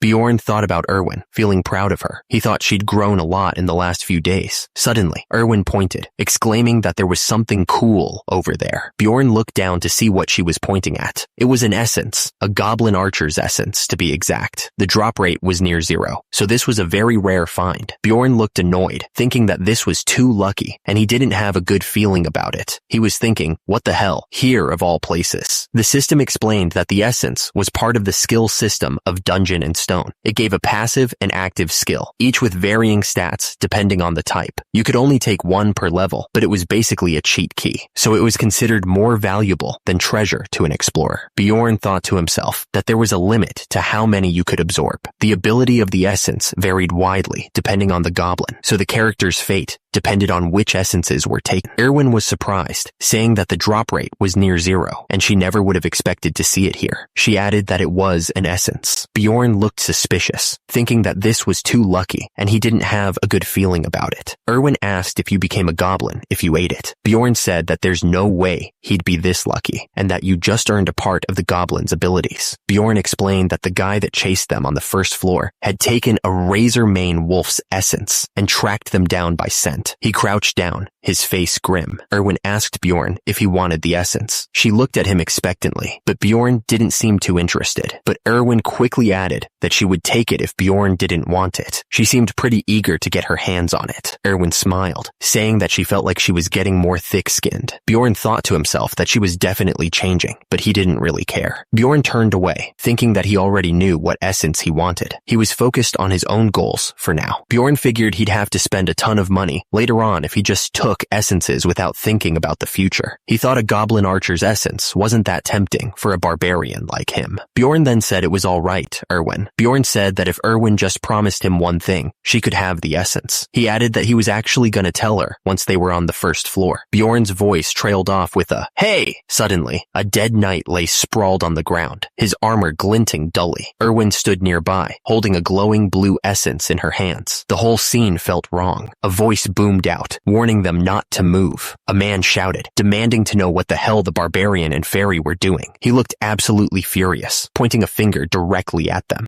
Erwin looked up, confused by the accusation. She started to say, asking what the man meant and that they were just hunting. Bjorn cut her off, realizing something was very wrong. He warned Erwin that they had been too lucky and that she shouldn't answer them. Erwin looked up at Bjorn, even more confused than before. She didn't understand why he was suddenly acting so strange. Suddenly, Erwin screamed as she was blasted backwards by some unseen force. She flew through the air, completely helpless. A blast of pure energy erupted from the attacker, sending Erwin flying. The air crackled with power, and the ground trembled from the force of the blow. The attacker looked absolutely furious. He yelled, asking what the hell Erwin had done and how she could eat it. The attacker continued to shout, claiming that the essence belonged to them. He looked like he was about to explode with rage. The rest of the group watched silently, their eyes fixed on Erwin. The air was thick with tension, and nobody dared to move. Erwin looked up at Bjorn, weakly thanking him. She said she had been expecting to run into people like this. The attacker glared at them, explaining that they probably rushed over when they sensed the essence. He looked like he was ready to fight. The attacker grinned, looking way too confident. He wondered what Bjorn and Erwin could even do to stop him. The attacker gestured to Erwin. He explained that Erwin already ate the essence and dared them to try and fight for it. Bjorn knew they were outnumbered. He figured that they needed to be even bolder because of it. Bjorn looked at Erwin, warning her that the enemy would underestimate them if they let their guard down for even a second. Bjorn was ready to fight. He told them to come at him or get lost if they were too scared. Dash took off running. He knew that he needed to move fast. Erwin ran as fast as she could. She shouted for Dash not to slow down until the portal was in sight. Dash asked Erwin if she really thought the 4 guys before would come after them. He wondered if they would be all right once they got to the first floor. One of the men looked absolutely furious. He yelled that they would pay for this. Erwin was confused and asked what he meant. The man explained that they were most likely headed in the same direction as them anyway. He said that they were in a party of 4 adventurers, which was a good number to go deeper on the second floor, but they were hanging around the entrance to the first. He figured that they were planning to leave the labyrinth when the first floor closes. Dash figured that the 4 guys were probably just chilling around the portal like they were. Erwin thought that made sense. She said that he was amazing. Suddenly, Erwin flinched. Her eyes went wide with worry. Erwin told Dash to hold on. She warned that there was a group of goblins about 150 feet away. She wanted to avoid them this time. Erwin told Dash that they couldn't avoid them. She said that the goblins were running towards them. Dash was shocked. He couldn't believe that goblins were able to spot them before they spotted the goblins. He thought that Erwin's ability to detect things from afar would have prevented this. Dash realized that it couldn't be just a coincidence. He yelled at Erwin to follow him in the other direction. Erwin agreed, but then she suddenly froze. Something was coming right at them. Yikes. Something flew right past them. Dash and Erwin barely managed to dodge it. Dash sweated. He realized that the shot wasn't fired by a goblin archer. Someone else was after them. Dash coughed. He could have dodged that, but he was still hurt. He realized it was them from before. What the hell? Dash realized that they must have lured the goblins this way. He figured they were probably lying in wait on the other side, ready to ambush them. This was not good. Dash was furious. He realized they wanted to wear them down with the goblins before facing them directly. He yelled that they had to fight right there, and Erwin should use her special ability. Erwin looked confused. She asked what special ability he was talking about. Dash told her to think about the essence she had just taken from the goblin. The system explained that each essence contained a special ability related to the monster that dropped it. It said that if Erwin used the essence correctly, she would not only get permanent boosts to her stats, but also learn a new active and passive skill. Agility, stealth, and accuracy all went up. Dash realized that Erwin probably didn't even know how to use the new skills. He just glanced at her, hoping she would figure it out. There you go. Suddenly, Erwin was surrounded by a blue glow. The system announced that she had just activated the Thief Step skill, which would allow her to move in stealth mode. Dash was surprised. He wondered if the skill was activated just by thinking about it. He thought it was pretty cool. Erwin looked just as surprised as he was. Dash handed Erwin something. It was hard to see what it was, but he seemed to be trusting her with it. Dash declared that he would take care of the goblins by himself. He told Erwin to find the crossbowman who had fired the bolt, since he could only use his right arm now. Erwin looked worried. She asked if he was sure, since it was going to be dangerous if he went alone. It was a dangerous plan. Dash spoke with urgency, telling Erwin to stay hidden and to shoot the crossbowman down on his signal. He emphasized that she had to kill him with that one shot, or they were screwed. Erwin, still cloaked in stealth, confirmed that she would stay hidden until then, but she was confused and asked Dash what kind of signal he was even talking about. Dash suddenly stopped, planting his feet firmly on the ground. He muttered that this spot should do just fine. He pointed towards the distance. There, he said, was the group of goblins they'd been trying to avoid. Dash cursed under his breath. Those jerks weren't showing themselves after firing that crossbow bolt, he said, clearly annoyed. Dash swung his hammer down with incredible force, crushing the goblins beneath him. He declared that he would take care of these goblins right here and now. Dash was completely surrounded, outnumbered by at least 15 goblins. The air was thick with the stench of their crude weapons and rotten teeth. Dash continued to fight, carefully observing the goblins' movements. He noticed that 2 of them were wielding swords, and he thought it was safe to assume that that there were no archers among them. Suddenly, an arrow struck Dash's shield, throwing him off balance. He realized he spoke too soon, way too soon. Another goblin lunged forward, stabbing Dash in the side with a rusty blade. He knew he had to pay attention to the arrows, or he was done for. Dash swung his hammer, pushing back the goblins that swarmed him. He was trying to fend off the melee attacks, while keeping them at bay. Dash knew he had to deal with more than just the goblins in front of him. He thought about the adventurer crossbowman, who could fire at any moment, and he had to do it all without Erwin's help. Dash panted, feeling the damage start to build up. He could feel the cuts and bruises stinging, and it was getting harder to breathe. Thump! The sound of the hammer hitting the ground echoed through the forest. Each swing took more and more effort. Dash panted heavily. This wasn't good at all. He could feel his stamina fading fast, and he knew he couldn't keep this up for much longer. Dash's eyes widened as he realized two projectiles were headed straight for him at the same time. He knew he had to react fast, or this was gonna be bad. The arrow and crossbow bolt flew through the air, closing the distance in a heartbeat. The wind whistled as they cut through the air, each one carrying deadly force. Dash realized that one of the shots had to be from the goblin archer, and the other one was definitely from the crossbowman. He had to make a choice, and fast. Dash knew he couldn't possibly stop or avoid both of them at once. He gritted his teeth, preparing to swing his weapon with everything he had left. Dash decided to block the crossbow bolt. It was the faster of the two, and probably the deadliest. He braced himself for the impact. Dash cursed as the projectile slammed into his elbow. He couldn't believe it hit him there of all places. The impact sent waves of pain shooting through his arm. Dash saw the blood seeping from the wound. He realized it was poisoned. His arm felt like it was going numb. He knew he was in trouble. Dash realized he could only use his right arm now. He had to choose between the hammer and the shield. He knew he couldn't carry both. Dash decided to go with the shield. He yelled that he was choosing the shield. His body twitched with the effort. Dash glared ahead, his teeth gritted. He thought that those scumbags were the real enemies here, not these dumb goblins. He was ready to make them pay. Dash thought to himself that he could probably make short work of the goblins with the warhammer, but he wouldn't be able to stop the crossbow bolts with it. Dash swung the warhammer, smashing into the group of goblins. The sound of the impact echoed through the trees as the goblins went flying. Dash panted, sweat dripping down his face. He glared ahead, wondering just how many more of them there were. Dash braced himself and rushed forward, surrounded by the horde of goblins. He knew he had to keep moving. Dash let out an of relief. He figured there was no point in chasing after the ones that ran away. He was just glad he managed to hang on.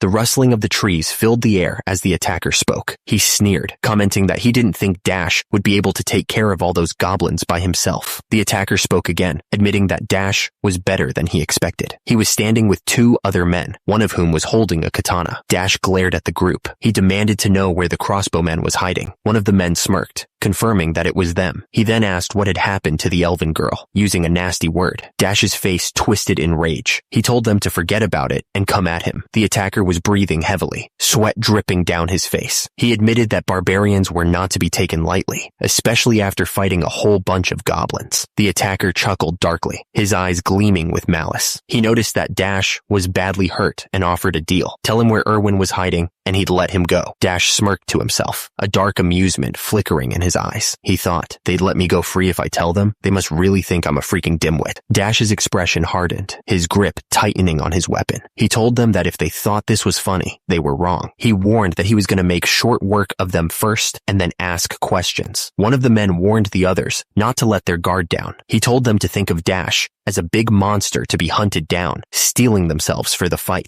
Dash let out a battle cry and charged right at them. He was ready to take them head on, no matter what. Dash noticed that he still couldn't move his left arm freely. He wondered if Erwin had found the crossbowman yet, and knew he needed to send a signal soon. Dash had an idea. He knew exactly what to do to signal Erwin. Dash grinned, a crazy glint in his eye. This was it. Dash raised his arm high into the air, knowing it was a risky move. One of the swordsmen shouted, wondering what the hell he was doing. He hoped that Erwin had seen the signal, but he couldn't hear anything from this distance. He had no idea if she even knew what to do. Dash knew he had no choice but to trust Erwin. He had to believe she would come through. The swordsman lunged, but Dash was ready, slamming his shield into the attacker's blade. The force of the impact shook the ground. The swordsman screamed Elias's name, his face contorted in shock. Something was terribly wrong. The sound of metal on metal rang through the air as Dash clashed with Elias. He thought to himself that Elias was strong, really strong. Dash knew he was in a tough spot, but he couldn't back off now. He had to keep pushing forward, no matter what. He steeled himself, realizing he needed to distract them in order to make an opening for Erwin. It was the only way.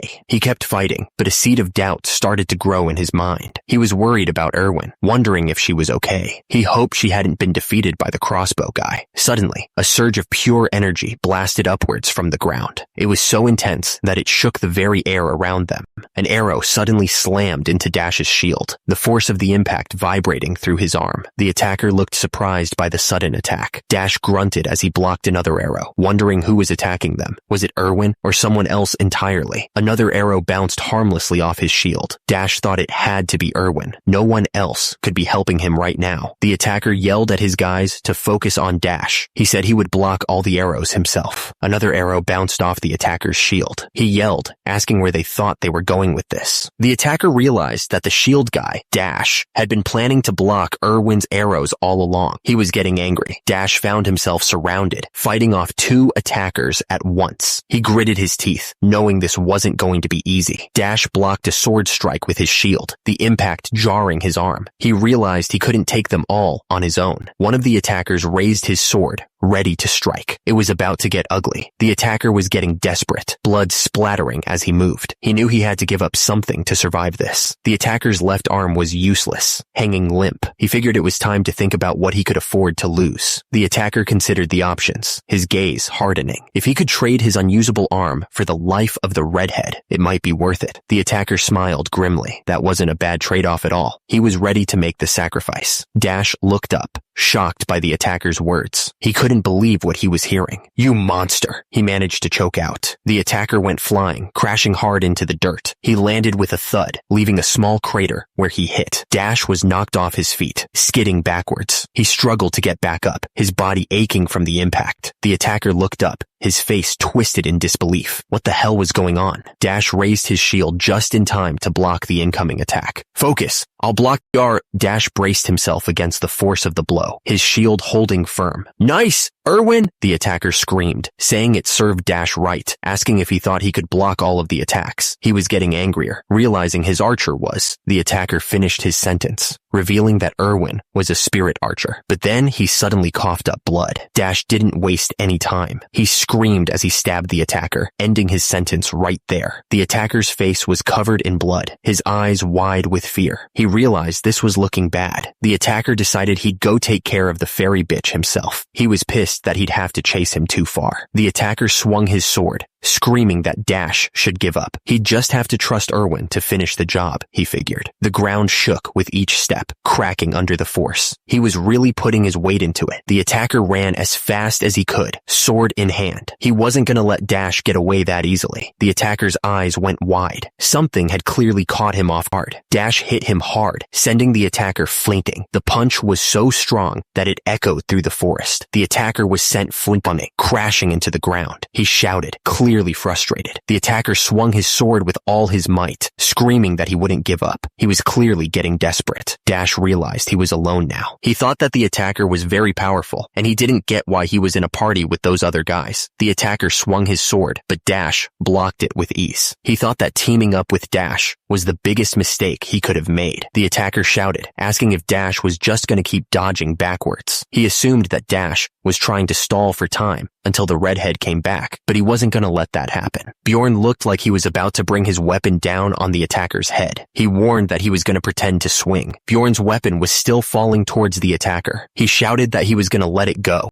Bjorn's attack landed right on the attacker's face. The force of the hit sent him flying backwards. The attacker's face was covered in blood after that hit. He was clearly in a lot of pain. Bjorn looked down at the attacker, who was still trying to get up. Now was his chance to finish this. Bjorn's fist slammed into the attacker's face with incredible force. The impact echoed through the forest as the attacker's head snapped back. The attacker's eyes widened in shock as Bjorn's fist connected. His teeth rattled and a searing pain shot through his skull. The attacker screamed, denying everything. He asked if they really thought he'd die in a place like this. Bjorn kept punching the attacker, not giving him a chance to recover. Blood splattered everywhere as he continued his relentless assault. Bjorn stood tall over the attacker, who was now lying motionless on the ground. He had won this fight, but something felt wrong. Bjorn spat on the ground, trying to get the taste of blood out of his mouth. He was beat up pretty bad, but he had won. Suddenly, Erwin came running through the trees, shouting for Bjorn. She looked really worried. Erwin looked relieved to see that Bjorn was still alive. She asked if he was okay, mentioning that she thought Erwin had won his fight too. Erwin insisted that Bjorn's injuries were bad. She told him to hurry and drink a potion. Erwin said it was better to drink the potion than to pour it on the wound. She added that he was poisoned, telling him to hurry up. Bjorn reluctantly agreed. The empty vial lay discarded on the ground, a few drops of the potion mixing with the dirt. The stuff seemed pretty strong. Bjorn felt like his insides were on fire. He could feel the potion coursing through his veins. The pain spread to every vein in his body, and his skin felt hot and itchy. He was trying his best to ignore it. Erwin looked at Bjorn with worry. She asked him what time it was, clearly anxious about something. Bjorn told Erwin that it was 11:20, which meant they only had 40 minutes before the first floor closed. He added that they didn't even have time to rest. Bjorn suddenly told Erwin to strip. She was completely caught off guard by the order, and her face turned red with embarrassment. Erwin was confused. She wondered if he had a reason for saying that so suddenly. Then she realized he wasn't talking about her, but the dead explorers around them. Bjorn said that there wasn't any time to waste. They would just have to take the dead explorers' equipment, magic crystal bags, and backpacks. He told her to also grab the redheads and the crossbowman's things, and to be fast about it. Erwin called out to Bjorn, her voice filled with urgency. She was clearly worried about something. Suddenly, a massive portal opened up in front of them, shining with bright light. It was their only way out of this mess. Bjorn yelled that they were going in. He didn't even hesitate before jumping straight into the portal, pulling Erwin along with him. They were pulled through a swirling vortex of light and energy. The system showed that there were only 40 seconds left on the clock. The system announced that their entry to the first floor was a success. Bjorn landed hard on the ground, but Erwin somehow managed to land perfectly on her feet. Erwin was smiling brightly as she told Bjorn that he did a good job. She seemed genuinely happy to be out of that mess. Bjorn told Erwin that she did well too. He asked if there were about 30 seconds left. That was way too close for comfort. Bjorn suddenly remembered something important. He said that he remembered the essence and that Erwin had asked him to promise something earlier. Bjorn said that they didn't have much time to talk about it now, but they could discuss it once they were out of here. He seemed to be thinking hard about something. The system showed that there were only 10 seconds left. Bjorn was starting to panic. He asked what the name of the tavern was again, trying to remember where they were supposed to meet. Bjorn was gritting his teeth, pushing himself to remember. Erwin just looked at him, waiting anxiously for him to recall the name. With just 1 second left, Bjorn shouted that it was the Black Whale Tavern. He said that they should meet there, relieved that he remembered in time. The system announced that the labyrinth was closing. It was pulling everyone back to the city, whether they liked it or not. The system chimed in again, saying that the character was being transported to Rafdonia. The city walls grew closer as the light pulled him in. Bjorn let out in of relief. He was glad to be out of that crazy labyrinth. Bjorn took a deep breath and said that he was back. He could feel the familiar energy of the city. Bjorn looked around and realized he was in Rafdonia. He was back in the familiar city, but something felt different. It made sense that all the explorers were gathering in one place, given the circumstances. But damn, there were a lot of people. The city was packed. The thing is, time in the labyrinth flows differently than it does in the city. No matter how many days you spend in the labyrinth, once you come back to the city, it's always noon the next day. So you have to reset your clock so that it points to noon. Someone in the crowd shouted, calling out Jandel's son, Bjorn. He wondered who that was again. Some name starting with W. Two guys bumped fists, happy to see each other again. One of them said that it was Vanon's second son, Karak. Well, actually, Venon's third son. Venon's third son, Karak, was glad he was fine. Then another voice called out, saying it was Senec's fourth son, Sarum, and that he'd come back alive too. It was a regular reunion. It turned out Naren's son, Farman, was okay too. The barbarians cheered him on and one of them asked Karake how the labyrinth was. The guy was popular, that was for sure. He added that those razor-mane wolves were nothing, believing in Karake's courageous axing skills. Another barbarian wondered if they were having a whole reunion there. He asked where all these barbarian guys were popping up from. Then he challenged Karake to a duel of bravery at the checkpoint. The challenged barbarian accepted, saying he would prove his courage as a warrior. He said they should go, and that he probably earned the most magic crystals. Someone shouted, asking Bjorn if he wasn't coming. Bjorn said that he was coming. The system showed that Bjorn had 24,476 stones. The woman struggled to hold the bag, which contained 28,420 stones. No, wait, 41,498 stones. The weight of the crystals was almost too much for her. The other barbarians were going wild, celebrating the warrior's haul. They shouted that it was more than 40,000 stones, and that he was amazing. One of them declared that Venon's third son, Karake, was the warrior of warriors. The bags were overflowing with magic crystals. Someone asked if they all contained magic crystals, and the answer came back immediately. Yes.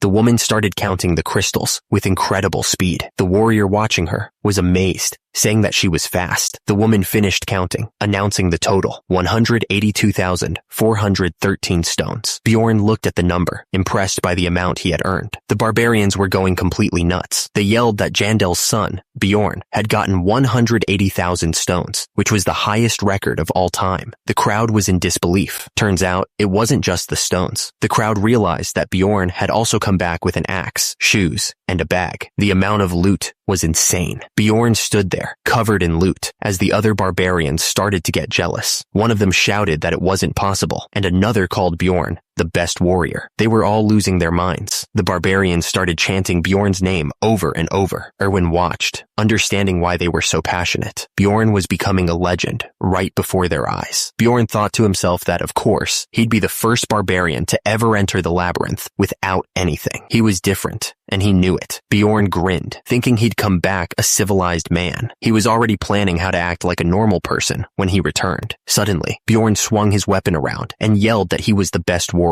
He was so loud that everyone could hear him. The crowd went wild, chanting Bjorn's name over and over. Bjorn realized he couldn't be so loud, but it was too late. Someone told the crowd to quiet down, but it was hard to get them under control. The city checkpoint was always loud, but this was insane. The barbarians were sitting around, talking about their adventures in the labyrinth. The whole city was buzzing with excitement. Bjorn figured he should probably stick with the other barbarians. He thought there might be something he was missing, so he decided to wait for them all to come back before following. Bjorn paused, looking around. Wait a minute.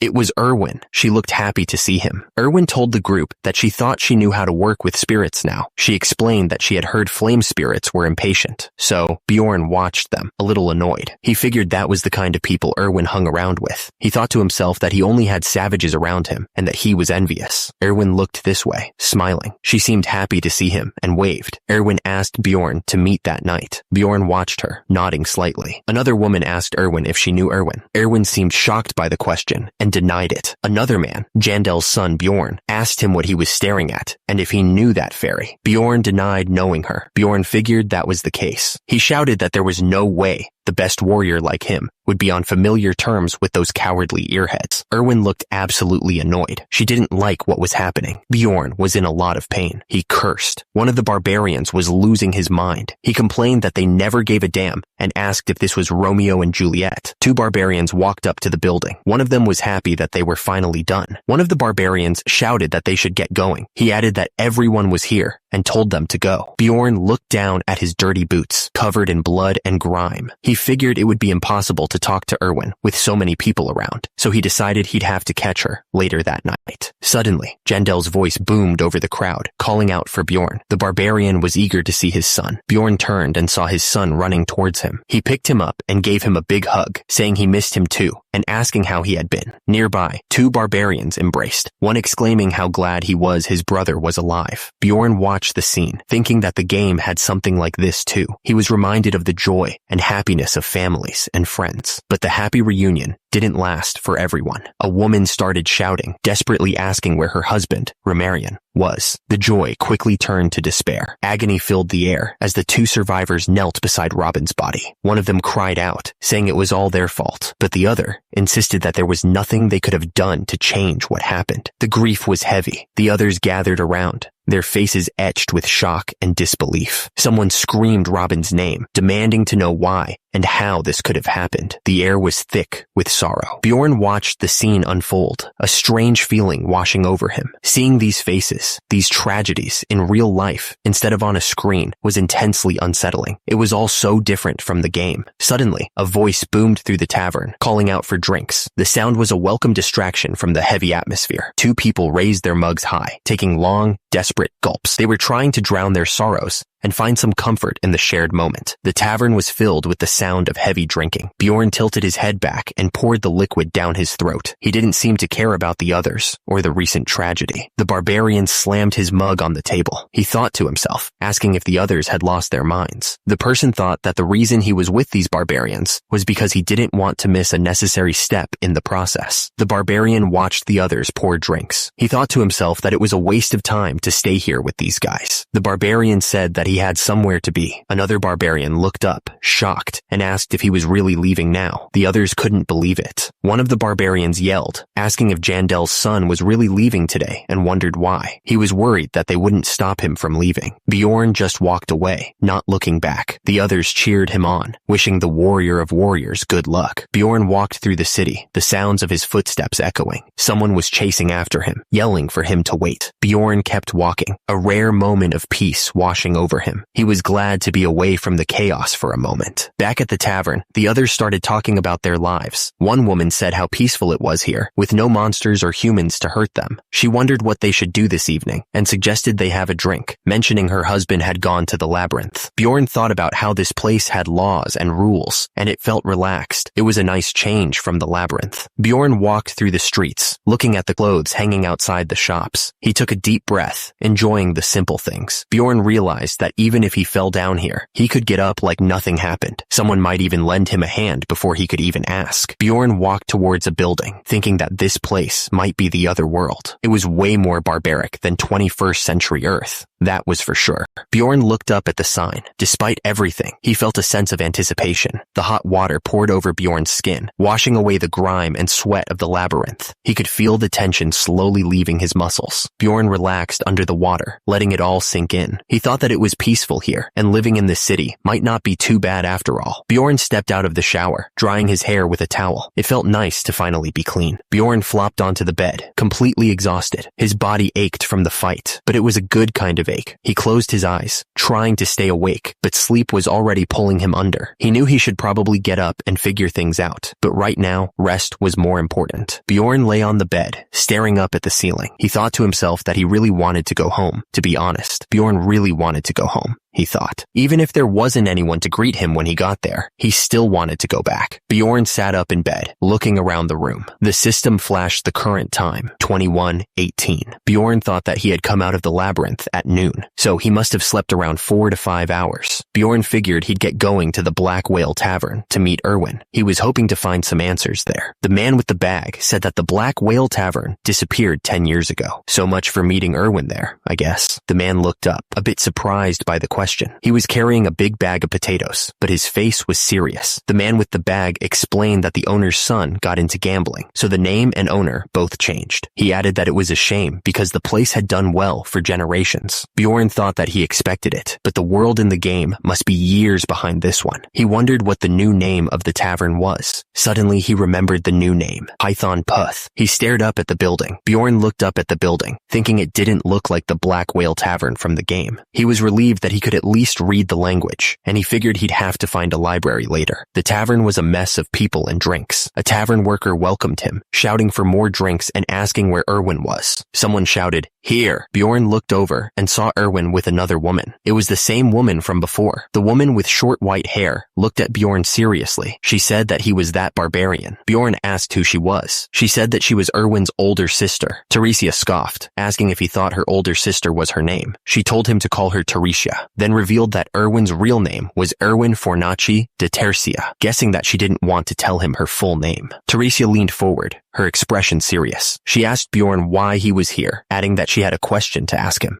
Teresia's eyes narrowed, her voice dropping to a low, dangerous tone. She asked why he had asked to see such a young girl. Teresia continued, her gaze intense. She wanted to know why he'd asked to see such a young girl so late at night in a tavern like this, implying something bad. Exploded, accusing Bjorn of calling Erwin to such a shady tavern the previous night. She then demanded to know what his purpose was, considering that he had stood her up and made her stay out all night. Erwin's face contorted with anger. She called Bjorn thick-skinned, her voice dripping with scorn. Bjorn looked completely lost.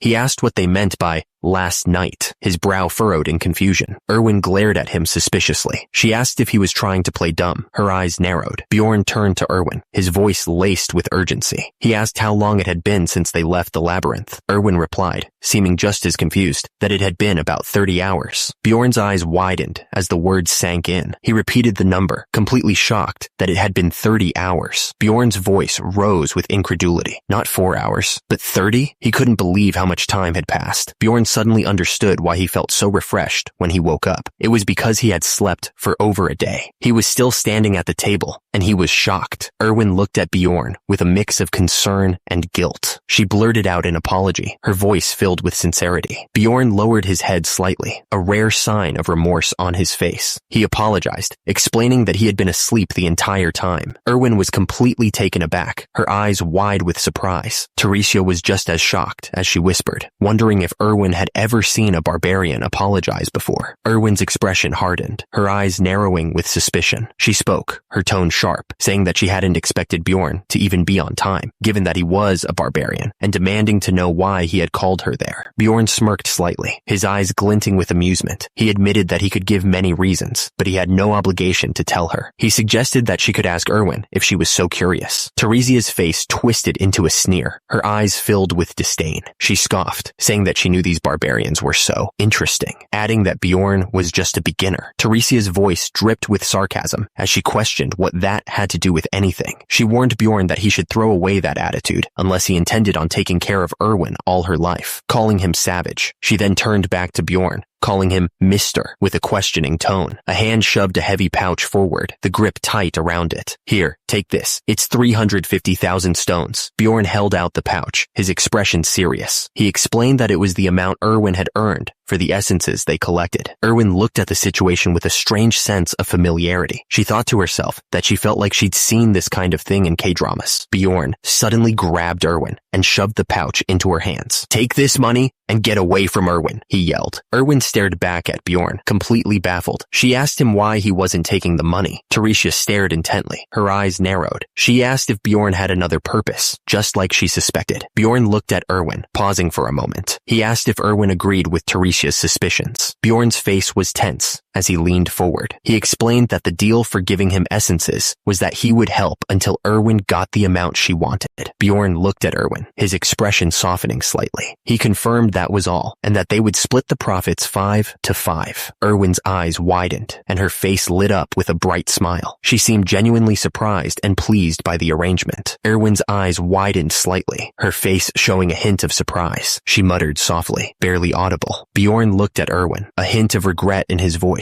He apologized, saying that they were a pretty compatible duo. Bjorn turned to Teresia, his expression firm. He declared that from now on, Erwin would accompany him into the labyrinth. Erwin looked down, her expression unreadable. Bjorn explained that they were just following tradition in letting her go alone, since it was her first time, but he never intended on letting her go alone otherwise. Teresia's face twisted in anger, her eyes narrowing. She realized that Erwin already had someone to carry her, and muttered that she didn't care about personal connections. Mr. held out a pouch, telling Erwin to take it if she understood the terms. Erwin paused, doing some quick math in her head. She asked if the 350,000 stones were half the essences, and if so, she was still short 280,000 stones from their deal. Erwin gave a wide, fake smile. She acted like she almost forgot. Mr. reluctantly handed over the 280,000 stones. He thought to himself, wondering if she was trying to con him somehow. Mr. was getting annoyed. He muttered about how he now understood why barbarians hated fairies. He then asked if she was done and could leave, as he had something to talk to Erwin about. Erwin looked at Mr., her expression impatient. She asked if he still had something to say, sounding sounding a bit annoyed. Erwin softened her tone, trying to be polite. She told the other woman that she appreciated her concern, but she could leave now. Erwin said she needed to thank Mr. and say goodbye. Erwin's expression hardened, a hint of defiance in her eyes. She stated firmly that she wasn't a kid anymore, as if trying to prove a point. Suddenly, the barbarian woman pointed down at Bjorn, her voice rising. She demanded that he swear on this, then paused, seemingly at a loss for what to ask. Einer's face turned red with anger. She shouted that Bjorn had to swear he wouldn't sleep with Erwin, and if he did, she would leave right away. The demand was completely out of left field. Einar's face was red with fury, her eyes blazing. She stammered, asking what Bjorn thought he was doing, and if he wasn't sleeping with Erwin, did that mean everything else was okay? The question hung in the air, thick with tension. Bjorn stared up at her, his expression unreadable. He didn't even hesitate before swearing. Bjorn ripped his shirt open, swearing on a warrior's honor. Then, he immediately admitted he didn't give a damn about warrior's honor. He looked around confused, calling out for Mr. Einar smirked, clearly satisfied with Bjorn's oath, however sincere it was. She announced she was leaving, calling Erwin sis as she turned to go. Erwin looked stunned. Einar paused, her eyes narrowing. She'd almost forgotten something. Erwin looked up at Bjorn with a smirk, thanking Jandel's son for saving her. Her eyes held a glint of something I couldn't quite place. Bjorn loomed over Erwin, his massive frame casting a shadow over her. He didn't say anything, just stared down at her. Erwin wrung her hands together, looking really nervous. She wondered aloud what she should do, admitting she'd never spoken up to her sister like that before. She asked if Bjorn thought Einar was mad. Bjorn shrugged, telling her she didn't look that mad, considering her smile. He told her not to worry. He started to say he was glad, but then stopped himself. Erwin looked down, regret in her eyes. She thanked Bjorn for his offer earlier, but said she'd made the decision to work with her sister a long time ago. She apologized. Bjorn looked at Erwin, telling her she didn't need to apologize. He said he wouldn't reject the offer, either, if some high-level fairy offered to carry him. Bjorn handed Erwin a pouch. He told her it was exactly 63,000 stones, magic crystals from the redhead and the crossbow. He added that he'd already taken his own share, so she didn't need to worry. Bjorn explained that he left the two people's backpacks at his place. He suggested that Erwin should take a look for herself tomorrow. He admitted that he gave up on having her as his teammate, but it was a bit of a shame. Erwin looked up at Bjorn, stammering, and asked how she should repay him. She seemed really worried about it. Bjorn realized that Erwin was worried about owing him something. He thought to himself, is this why her sister told me to swear not to sleep with her? He figured Einar was worried he'd make some weird request. Bjorn thought about how Erwin wanted to repay him. He had to figure out what to say next. Bjorn told her that he couldn't think of anything at the moment. He then asked her if she wanted to eat anything. Erwin said she wasn't hungry. Bjorn replied that he would just order something for himself then. Erwin just looked down and made a small noise. Erwin suddenly perked up and said she wanted alcohol. She explained that she hadn't had a single drop yesterday on purpose and asked again for alcohol. Erwin's eyes sparkled as she leaned forward, explaining that she wanted to drink the first return drink with him. She recalled that there was such a drinking culture in the game. Erwin continued, explaining that for fairies who lived only in their shrines until they were adults, the first return drink had a big meaning. She stammered, trying to say thanks. Erwin smiled brightly, saying, of course. They went through everything together in the labyrinth. It was a given that they should share their first return drink. Bjorn replied that, of course, this wouldn't be her first return drink, but he suddenly paused, then said that it was his first too. Erwin looked at him, shocked. She thought she had told him she was 22. She then asked if he wasn't joking. Bjorn smiled slightly, admitting that it was his first time in the labyrinth too. It was a rare, genuine moment from the big guy. The table was piled high with food, a welcome sight after the dangers they had faced. It was a feast fit for heroes. Erwin smiled brightly, raising her mug. Mister, you did great, she said, clearly impressed by his performance. Bjorn grinned back, raising his own mug. You too, he said, before they both shouted, cheers. The drinks splashed as their mugs clinked together. The table was a mess of plates and half-eaten food, signs of a celebration well underway. Erwin smiled, pointing out that Mr. was wearing a shirt today. Bjorn grinned back, joking that she was wearing a skirt. It was a rare moment of lightheartedness between them. Bjorn took a massive gulp from his mug, emptying it in one go. Erwin watched him, clearly impressed. He was so good at drinking. Bjorn's expression turned serious. He reminded Erwin that she had wanted to repay him earlier. He revealed that he had thought of a way for her to do so.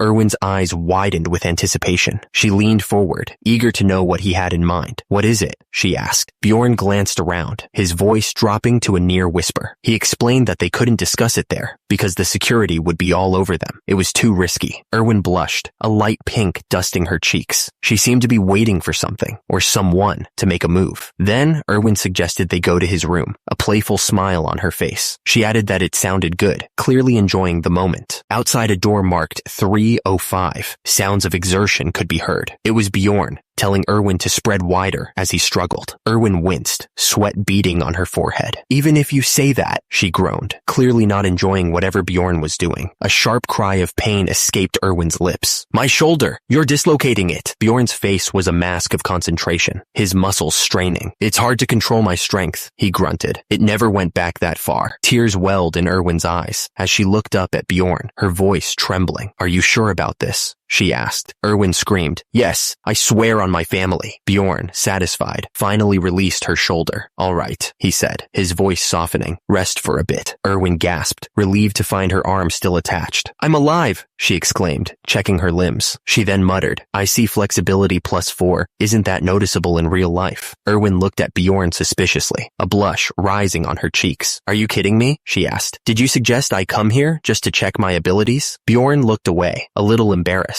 Yeah, ability use isn't allowed within the city, he admitted. I just wanted to check the difference in the essence between the game and real life. I didn't know. The system displayed a screen showing the game stats for Dungeon and Stone. Anyone could tell just from looking that it was not an user-friendly game. The main stats were body, mind, and ability. The system then zoomed in on the stats, showing height, weight, muscle, fat, stamina, fitness, weakness, strength, bone strength, and grasping. But if you press the plus sign on the side, there were thousands of detailed stats. Bjorn explained that if stamina were to increase, one could carry heavier items. Not only that, but it would also improve performance in physical attacks. Bjorn continued, saying that different characters were capable of different things, despite having the same number of stats. He added that he learned about all this by putting thousands of hours into the game, mentioning that his body stat was 50. Bjorn admitted that there were stats whose effects he still didn't know about after 9 years of playing. He cursed the damn developers under his breath. Bjorn mentioned that one of the stats he didn't know much about was obsession. He explained that it was a stat that came with the essence Erwin ate. Bjorn explained that he didn't know anything about the obsession stat, except that it counted as a lower ranking stat in the mind stat. He then asked Erwin if something had changed for her after leaving the labyrinth. Erwin wondered if the obsession stat had something to do with overthinking or maybe even patience issues. She admitted that she wasn't sure what it did though. The thing is, Erwin had been craving cookies ever since she came back from the labyrinth. She never used to eat them much before, but now she couldn't get enough. Bjorn watched Erwin and thought maybe the obsession stat increased desire. That would explain why it didn't do much in the game, he figured. Erwin realized that there could be other new stats she didn't know about. She knew she should take those into consideration when, suddenly, she was interrupted by someone. Erwin yawned, admitting that she was sleepy now. She still wanted to check a few things, but she figured it could wait. The candle flickered, casting long shadows across the room. All right, let's sleep, Bjorn said, already thinking about the next day's hunt. He closed his eyes, ready to drift off. But then Bjorn suddenly opened them again. Wait, he muttered to himself. Bjorn glanced over at Erwin, who was already asleep. He remembered Einar's warning, don't sleep with her. Bjorn stared at the ceiling, thinking. Well, he figured it didn't really matter. He assumed Einar meant the other kind of sleeping together. The next morning, Bjorn was already awake. He looked over at the pile of gear they'd brought back from the labyrinth. So, this is the loot, he said to himself, assessing the value of their haul. Bjorn looked at the pile of loot, impressed. Whoa, that's a lot. It was worth going early to my lodgings. Are you gonna sell all this? Erwin nodded, already eyeing the pile. Everything except for a few. Erwin's eyes lit up. Then can I have this leather outfit and the belt? Bjorn didn't even hesitate. Sure, if you subtract it from your share. Erwin grinned. Okay, a merchant with a calculating look approached them. I'll give you 350,000 stones for this. He paused, adjusting his glasses. It all totals up to about 150,000 stones. Bjorn watched as the merchant counted the stones. 250,000 stones total. Bjorn stared at the bags of stones, impressed. He thought to himself, I earned a total of 1,450,000 stones. Bjorn stared at the bags of stones in disbelief. disbelief. Mister, this isn't a dream, right? He wondered how much it was all worth. After subtracting Erwin's share, Bjorn realized he'd earned 1,400,000 stones, which was way more than he'd ever earned when he first played the game. Bjorn smirked, feeling satisfied with his progress. He thought to himself, nice start. Bjorn turned to Erwin. All right, then let's part here. He noticed Erwin's surprised expression. What's wrong? There's nothing more for us to do. Erwin looked down, trying to hide her disappointment. We're taking the same path, so we can walk to the central square together. She agreed to walk together, but secretly wished she could spend more time with him. The crowd was buzzing with anticipation. The air was thick with tension, as everyone waited to see what would happen next. Bjorn was walking with Erwin when he noticed a crowd. Huh? Why is there a crowd here? He started to say, but then his face went pale. That's a guard in shining armor stood tall, a spear in his hand. That's an execution. Everyone, back off. The crowd gasped as the massive guillotine came into view. The heavy blade glinted ominously in the dim light. The guard stood before the crowd, his voice echoing through the square. These people haven't committed serious crimes like murder, rape, or arson. The executioner raised his hand, the signal clear. Their crime is failure to pay taxes. I will begin the execution. Rafdonia was the last city standing after a witch's curse destroyed the other world. The only way to get resources in this limited space was the labyrinth below. The weapons of those who dared to venture into the labyrinth lay piled together. They were a grim reminder of the constant struggle for survival. The executioner's logic was simple. Those who couldn't pay taxes would be executed. It was a brutal way to decrease the number of mouths to feed. A man screamed, "I'm first! Move!" People were rushing towards the guillotine, desperate to claim their fate. Someone cried out, "Ah, dear God." People were eating bread, their last meal before facing the executioner's blade. Bjorn looked around in disbelief. Are you kidding me? Why are they dipping bread into the blood? He remembered a legend about people drinking the blood of the executed to gain financial luck. Bjorn turned to Erwin and asked how much the taxes were for the first year. Bjorn listened intently. The answer was 700,000 stones for non-humans. It's a bit off from the game, but it's similar enough. Bjorn asked what the taxes were for the second year. Erwin replied that the taxes were 800,000 stones. There are fees when exchanging too, same as in the game. Bjorn realized that taxes increased each year he worked, so he needed to become much stronger within the year. The pressure was already building. Bjorn thought to himself that if he couldn't return to his old life and he hadn't been training, he would be in serious trouble. He had to prepare for the worst. Bjorn's face was grim as he imagined the worst possible outcome. My blood might end up being the blood that those people are dipping their bread into, he thought, picturing the gruesome scene. Bjorn knew he had to avoid that fate at all costs. In order to avoid that, I need to save money, he thought, his mind already racing with plans. The 6th floor of the dungeon was his goal. He clenched his fists, his resolve hardening. He had to reach that level, become strong enough. He had to survive in this crazy world and avoid execution. The next morning, Bjorn found himself standing inside the city library. The library, he mused, looking around at the towering shelves. The library was even bigger than he remembered from the game. He suddenly realized people were staring at him. Why are people staring so hard? Well, I guess it's rare to see a barbarian in the library. Bjorn was looking around the library when he noticed Einar lying on a table. She was out cold, muttering something about being someone's second or third daughter. It was hard to make out the words. Bjorn leaned over, looking at her with concern. What's she doing here? Bjorn wondered, trying to figure out what had happened to her. Einar's eyes fluttered open, and she looked around, confused. She seemed disoriented, unsure of where she was or how she had gotten there. Bjorn towered over her, a hint of relief in his voice. Jandel's son, Bjorn. Glad to see you're doing fine, he said, trying to sound casual. Einar grinned, her eyes sparkling with excitement. Same goes for you too, Jandel's son Bjorn, she exclaimed, her voice filled with genuine happiness. Einar's booming voice echoed through the library, causing Bjorn to wince slightly. Lower your voice, she said, quickly apologizing. She admitted that she never expected to run into another barbarian here. Bjorn, curious, asked what she was doing there. Einar looked down at the book, her brow furrowed in concentration. You said I should think before acting, she explained, so I thought I needed more knowledge in order to think. Bjorn was impressed, even though he didn't show it. He thought to himself that was commendable. She's definitely a bit different from the other barbarians, he mused. Einar continued, her voice taking on a serious tone. She explained that she also realized while going around the labyrinth that the monsters aren't the only enemies. Something must have happened in the labyrinth, she said, adding that other barbarians would have just bragged about their experience. Einar looked down at the book in her hands, a frustrated expression on her face. Yeah, that's why I've decided to study, she said, pausing. Reading is so hard. Is that the problem? Einar looked up at Bjorn, a serious expression on her face. She explained that she was thinking of going to the shrine to learn to read and write from the elders. Einar's voice echoed, impatient and urgent. She needed to act now, before her resolve faded. Einar sighed, a hint of sadness in her voice. Barbarians are a sad species. The more I learn about them, she said. She remembered her promise to repay Bjorn for his advice if they made it back alive. Einar looked at Bjorn with genuine gratitude. If you ever need help, come to the Angry Bull Inn, she offered. I'll do my best to help you. Bjorn nodded, his expression unreadable. He simply said, all right. Bjorn made sure Einar wouldn't forget. Don't forget this promise in a couple days, Einar, he said, his voice firm. Einar turned to leave, her broad shoulders and blonde hair catching the light. I think I'm gonna, she muttered, ready to head to the shrine. Bjorn watched her go, adding, need your help soon. He had a feeling he'd be calling on her sooner rather than later. Bjorn stepped into the library, his eyes widening at the sheer size of the place. Anyway, how do I find the book I need in a place this large? He wondered. It's humongous. A librarian sat at the front desk, quietly reading a book as the light streamed in through the windows. The air was still and quiet, the only sound the turning of pages. Bjorn stared at the woman behind the desk. She must be a librarian, right? He thought, noticing she was asleep on the job. He loudly cleared his throat, hoping to wake her. The librarian slowly started to wake, her eyes fluttering open. She looked around, still half asleep and a little confused. The librarian blinked a few times, finally focusing on Bjorn, standing in front of her desk. What is it? She asked, her voice still thick with sleep. Bjorn towered over the librarian and asked, what is it? I'm looking for a book. Where can I find books related to Hister? Suddenly, the librarian's eyes glowed with power. She muttered, Fartitiev. Bjorn stared at the librarian, completely dumbfounded. Did she just use magic on me? He wondered, his brow furrowed in confusion. The librarian looked at Bjorn, her expression unreadable. But what changed? You'll be able to find the books you want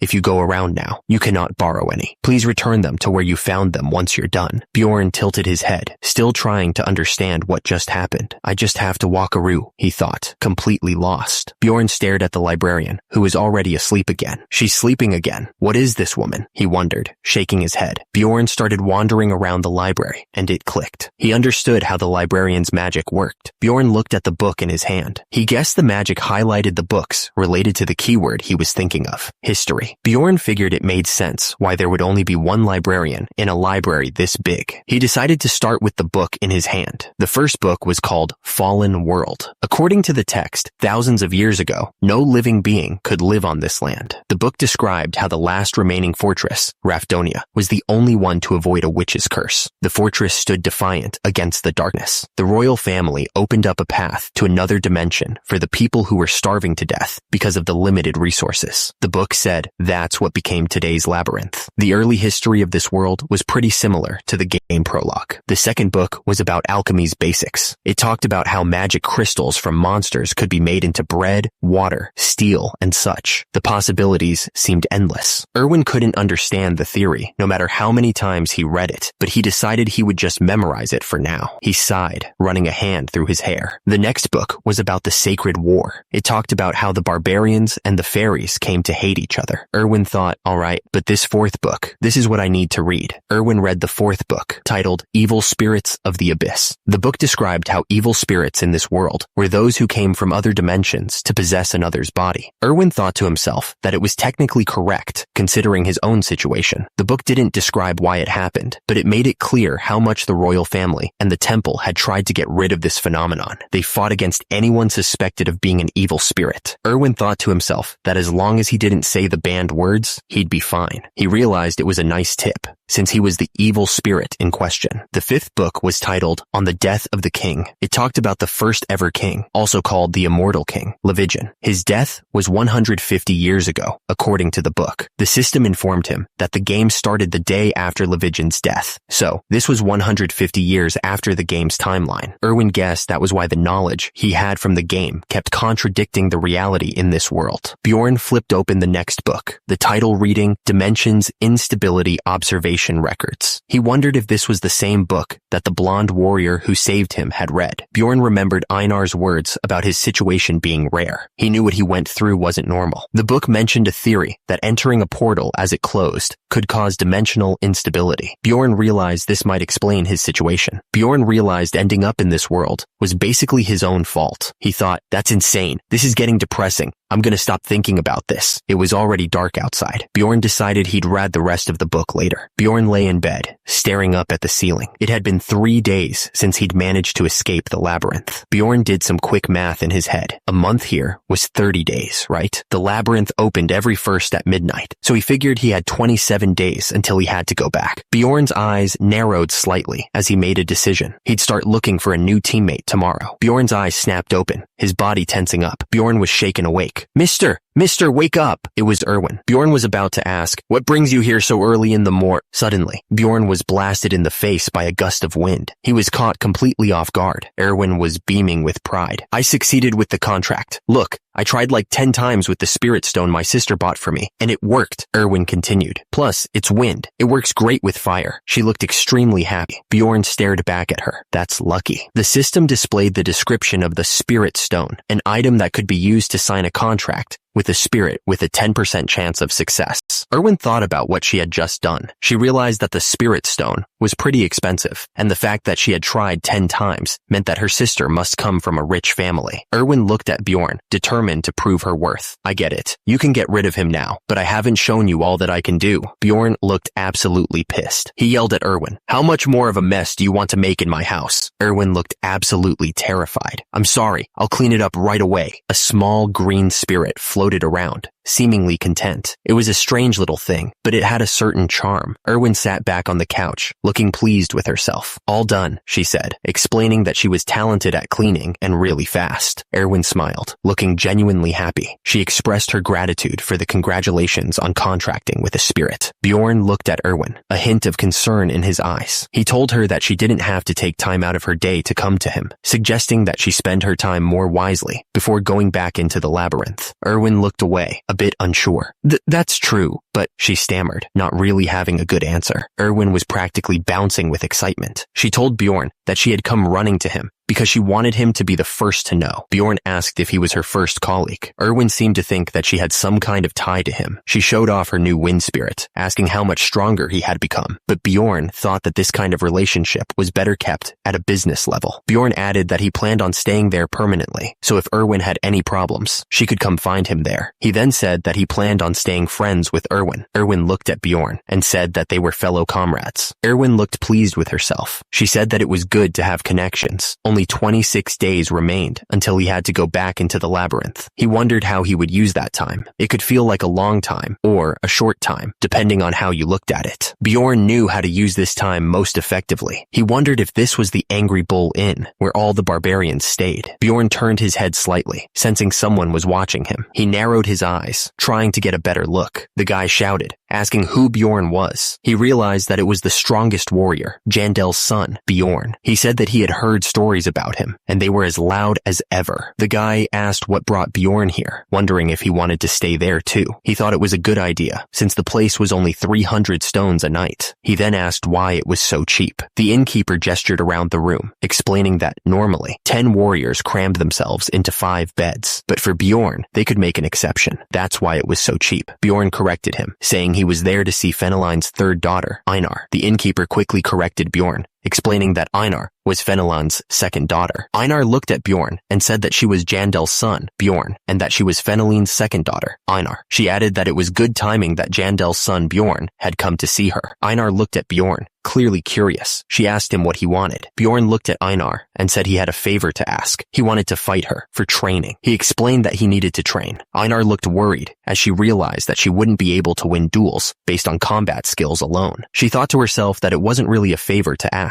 Looking out at the training field, Bjorn realized he didn't need Einar's permission to train. He could just go out there himself. Einar looked at Bjorn, agreeing to fight him whenever he wanted, as long as it wasn't in the mornings. She seemed pretty confident. Bjorn grinned, his eyes full of excitement. He told Einar they'd start right away, wasting no time. A crowd started to gather, buzzing with excitement. Everyone was talking about how Einar and Bjorn were about to fight, and they didn't want to miss it. Bjorn stared down Einar, His eyes narrowed. He declared that he came to learn, but he had no intention of losing. Einar didn't wait a second longer. She swung her sword down at Bjorn with all her might. Einar's eyes burned with determination as she swung the blade. The air crackled with the force of her strike. Bjorn lay on the ground, completely battered. A voice from the crowd yelled that Einar was now the best warrior. Someone shouted that Einar was the best warrior ever. Bjorn, still on the ground, said he was okay and agreed that she was really good, adding that it was a good way to spend his time. Bjorn's face was covered in sweat and bruises, but he didn't care. He was determined to keep going, demanding one more round. Einar didn't hesitate for a second. She swung her sword with incredible speed, the force of the blow creating a gust of wind. Einar kept attacking, not giving Bjorn a chance to breathe.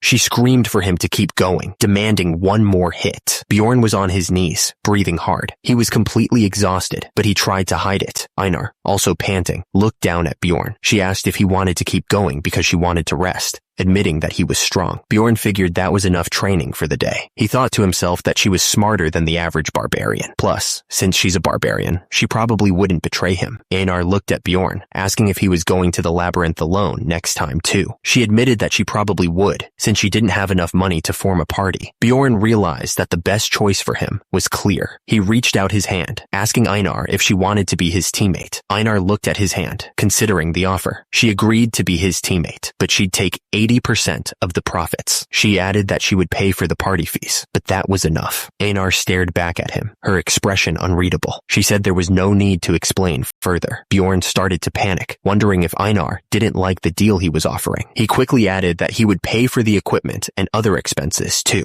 Bjorn reached out to shake Einar's hand to solidify their agreement. He could feel the strength in her grip as they clasped hands. Einar smiled, telling him that she wouldn't understand even if he tried to explain it to her. She said that she'd trust him, Bjorn Jandel. Bjorn grinned, saying he was looking forward to working with her. He was excited, realizing that he finally had a friend now. The next day, they arrived at the Barbarian shrine. The air was still and quiet, a stark contrast to the bustling city. Einar and Bjorn walked toward the Barbarian shrine. The building was massive, but the air felt heavy, like they were being watched. A man with a long white beard greeted them, saying, "Welcome, Feneline's second daughter, Einar, and Jandel's son, Bjorn. I didn't want to come here because of him, but I had no choice." The man continued, "It's rare for a warrior who's left the shrine to come back. Have you come to learn to read and write like Einar?" He paused, then answered his own question. "No." Bjorn stared at the man and cut to the chase. "Then what are you here for?" "I want the spirit seal." Bjorn continued, "To be more precise, I want the undead's seal. This is an OP skill I need to take if I want to clear the labyrinth. Turns out, every species in this world has a special trait that makes them unique. Fairies, for example, borrow powers from spirits through contracts. Dwarves get the blessing of armor, which makes their items stronger, and therianthropes can make deals with ancient spirit beasts. Finally, there are the barbarians. They have something called the spirit seal. The man with the long white beard seemed taken aback. "Ooh, how did you find out about that?" The man continued, "That's not something a young warrior would know about, is it?" Bjorn was getting nervous, thinking, not again with the suspicions. Bjorn looked determined. He didn't care what they thought. He was going to get stronger. That's why he went to the library to find out about the spirit seal. Bjorn looked them dead in the eye. "I read about it in a book," he said, not backing down. The man with the long white beard was shocked. "I heard that spirit seals were greatly helpful in the war against the fairies. Is that how you knew? You read a book? How interesting," he exclaimed.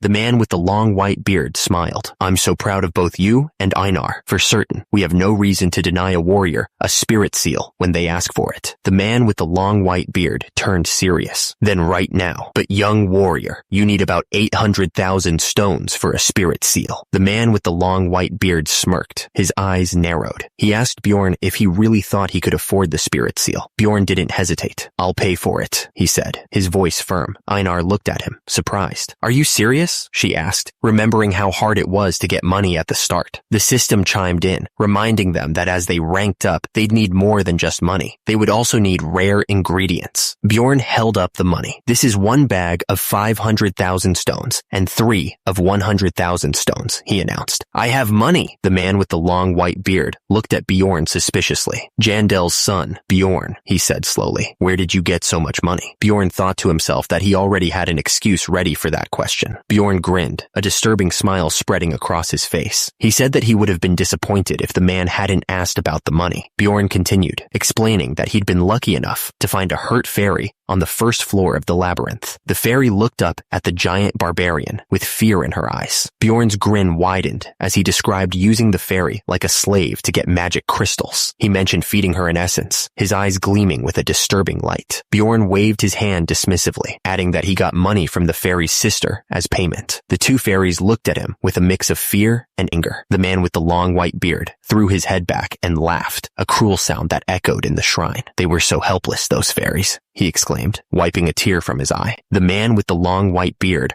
roared with laughter, shouting that Bjorn had ripped off those cowardly earheads. He seemed genuinely impressed. The man with the long white beard continued, saying that Bjorn was probably the first to ever do that. Other barbarians crowded around, their faces showing a mix of resentment and satisfaction at the mention of fairies. The man with the long white beard placed a heavy pouch into Bjorn's hand. He announced that it was a gift for showing such great potential. Bjorn stared at the coins in his palm, his eyes wide with disbelief. He thought to himself, "Are you kidding me? I just earned 200,000 stones just from telling a story. This guy is amazing."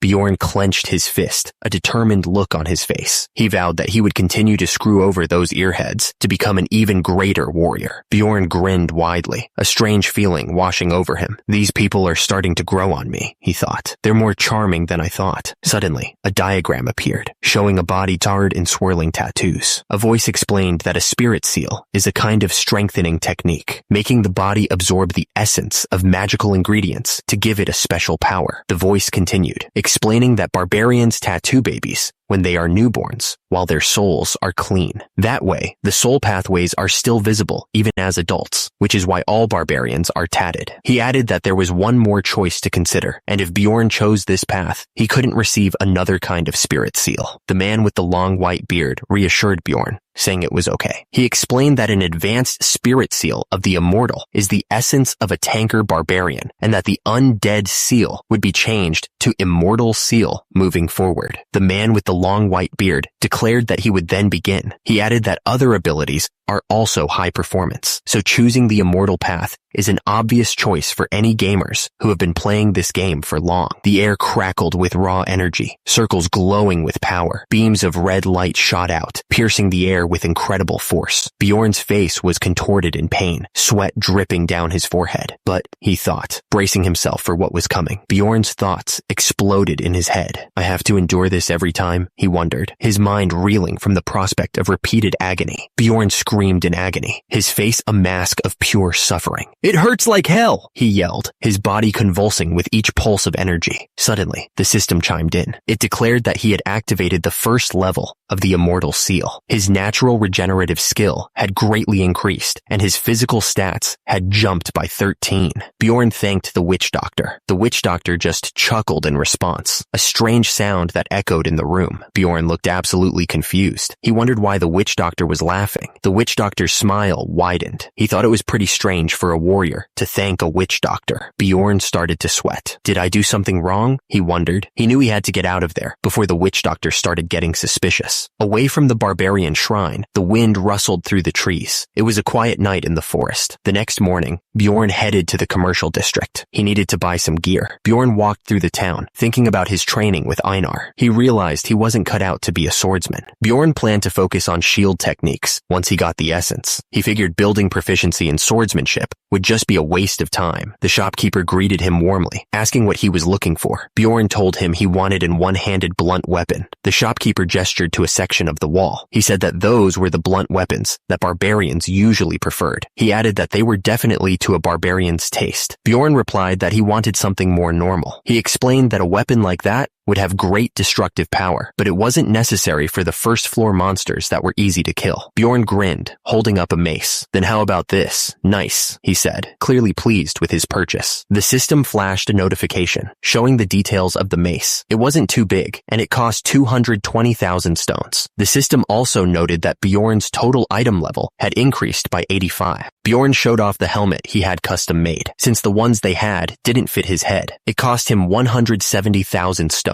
He also got a half armor that fit perfectly, which cost 360,000 stones. The system notified that his item level had increased by 47 for the helmet and 57 for the half armor. Bjorn realized he had purchased everything he needed. After all that spending, he was left with 50,000 stones. Erwin waved to Bjorn. A lot of time has already passed since I left the labyrinth, mister. And naturally, my daily routine set itself. Bjorn started his day by having breakfast with Erwin. Erwin asked him if it was a long trip for him to come all the way to this place. She quickly added that it was cheap and yummy, though. Bjorn then headed to the library, planning to read until 4 in the afternoon. He noticed Erwin was already asleep at one of the desks, as usual. After his reading, Bjorn went to a new restaurant for dinner, hoping to gather some information he couldn't find in the library. The people around him were talking about a monster, and it sounded real dangerous. Bjorn thought to himself that the food was expensive, but didn't even taste good. What a waste of money. Around 5, Bjorn made his way to where the other barbarians lived, so he could train. He needed to get stronger before going back into the labyrinth. The 7th day of training was just like the others. Brutal. Bjorn fought with everything he had, each strike echoing through the training grounds. Bjorn took a deep breath, wiping the sweat from his brow. On the 7th day of training, I was dueling with other barbarians too, he thought. He knew there weren't any fancy fighting moves, but fighting on instinct was good practice. The system chimed in, confirming his progress. Reflexes, flexibility, and eyesight had all improved, and his physical stats had increased by 1. Bjorn pushed himself harder each day, and it was starting to pay off. With regular training, I was able to win against Einar, sometimes in duels, he thought, a small smile creeping across his face. Jandel's son cheered. Bjorn won, he added. Thanks for today too. Best ever warrior, Bjorn. Bjorn nodded, accepting the praise, already thinking about how he could push himself even further tomorrow. Einar looked at Bjorn, a slight smile playing on her lips. You've gotten stronger, Bjorn, she admitted, a hint of respect in her voice. Someone was analyzing a fighter's habits, noting a predictable pattern. They figured it was so deeply ingrained, it would be difficult to change. The routine was always the same. Around 9, someone would return home and clean up, only for Erwin to show up again, ready for dinner. Erwin didn't seem to mind the long trip. Mister, let's go eat dinner, she exclaimed, her enthusiasm infectious. By the time dinner was finished, it was nearly 11. Erwin would then head back to her own place for the night. Erwin waved goodbye to Bjorn, a bright smile on her face. I'll get going now then, mister. Good night. Good luck with the labyrinth tomorrow, she called out cheerfully. Bjorn watched her leave, a thoughtful expression on his face. Is it already tomorrow? Time sure goes by fast, he muttered. Yeah, you too. After repeating the same routine every day, a month went by quickly. Now there was only 24 hours left before the labyrinth opened. Bjorn checked his stats and saw his physical score had increased to 66, and his overall combat index was now 158.5. The next morning, Bjorn headed towards the Explorer Guild. He needed to prepare for the upcoming labyrinth. The Explorer Guild was full of people coming and going, all preparing for their own adventures. The air was thick with anticipation and the scent of steel and sweat. Bjorn stood tall, his armor gleaming in the dim light of the shrine. I've come to receive Unity magic, he announced to the figure behind the counter, his voice echoing slightly in the large room. The clerk, peering over his spectacles, asked, just the two of you? Bjorn confirmed with a nod. The clerk gestured towards a glowing crystal on the counter. Yes, please place your hands on the crystal. As Bjorn and Einar placed their hands on the crystal, it began to glow with a soft, ethereal light. The clerk cleared his throat. 2 rank 9 explorers. It'll be 15,000 stones. Bjorn frowned, doing a quick calculation in his head. It's expensive for being just an one-time use thing, but it's necessary, he muttered. He wondered just how many stakes that was worth. He then explained to Einar, start points are random when entering the labyrinth, but with Unity magic, it lets you start at the same location with your teammates. Bjorn, curious, turned back to the clerk. What decides the rank of explorers? The clerk adjusted his glasses and replied, we judge it by the amount of essence in the soul. Bjorn pressed further. Does the price increase if my rank is higher? The clerk behind the counter nodded. Of course. Then,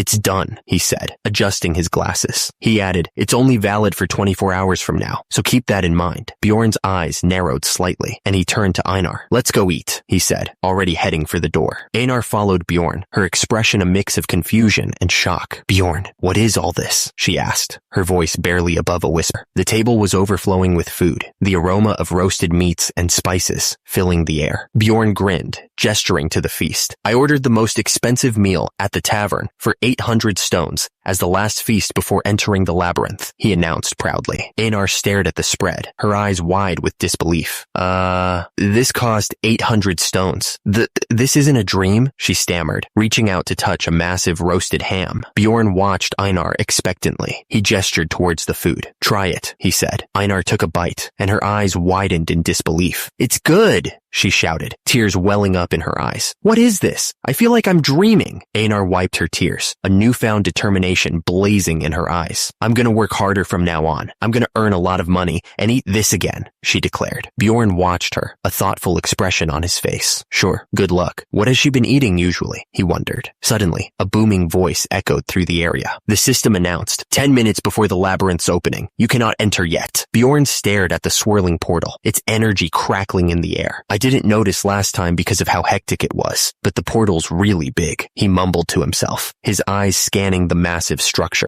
The man with pink hair stopped, raising his fist in the air. That's stop! I can see the portal. We're here, as expected of Parthen. We're here on time. Parthen is a great warrior, he yelled, his voice filled with excitement. The man with the spiky hair watched the crowd with a smirk. They must have just finished their coming-of-age ceremony. How do they get here every time? He wondered. He smiled, remembering the past. I told you to trust me, one of the warriors chuckled, a hint of nostalgia in his voice. Reminds me of the good old days. His companion nodded in agreement. It's only been a month for us, she added. Suddenly, the system's voice boomed through the area. You can now enter! Einar grabbed Bjorn's arm, her eyes shining with anticipation. Bjorn, let's go! She shouted, but then paused, her expression changing. Wait, Einar. Einar grinned, her eyes sparkling with excitement. There's something I want to test, she said, before adding, It's fine, Bjorn. I don't think I'm going to understand what you say anyway. I'll just follow you. Einar's face suddenly turned worried as she pointed towards the gate. 1 minute remaining until the gate closes. But shouldn't we go in now? She asked, her voice filled with concern. The gate was shrinking rapidly, the purple energy swirling faster. It was definitely a lot smaller than when it opened, and about the same size as when he went in last time. The warrior watched the shrinking portal intently. We'll go in once he says that, he said, his voice firm. The gate will close soon. Bjorn didn't hesitate any longer. Now! Let's go! Einar! He shouted, leaping forward. Einar followed right behind him, yelling, Okay! A warrior shouted. Wait! It's dangerous! As a monster attacked him. The monster's weapon crackled with purple energy, striking down at the warrior. Bjorn's eye narrowed, a cold glint in his gaze. He thought to himself, I knew it. He had expected this all along. Einar stumbled, her voice laced with panic. I can't see, Bjorn, she cried out. Bjorn steadied her, saying, Calm down, Einar. It's the dark region. Bjorn held up a torch, the flames casting flickering shadows on the walls. I brought torches this time, he said, his voice echoing in the darkness. He seemed to be implying he didn't have them before. Einar squinted, pointing into the gloom. What's that, Bjorn? She asked, her voice filled with curiosity. Bjorn nodded, his expression grim. This is still here, as I expected, Bjorn pointed out. It's a monument. We can open a portal to the second floor with that. We'll go to the second floor right away. Bjorn grinned, his eyes gleaming with mischief. He thought to himself, an expert gamer should know how to utilize bugs.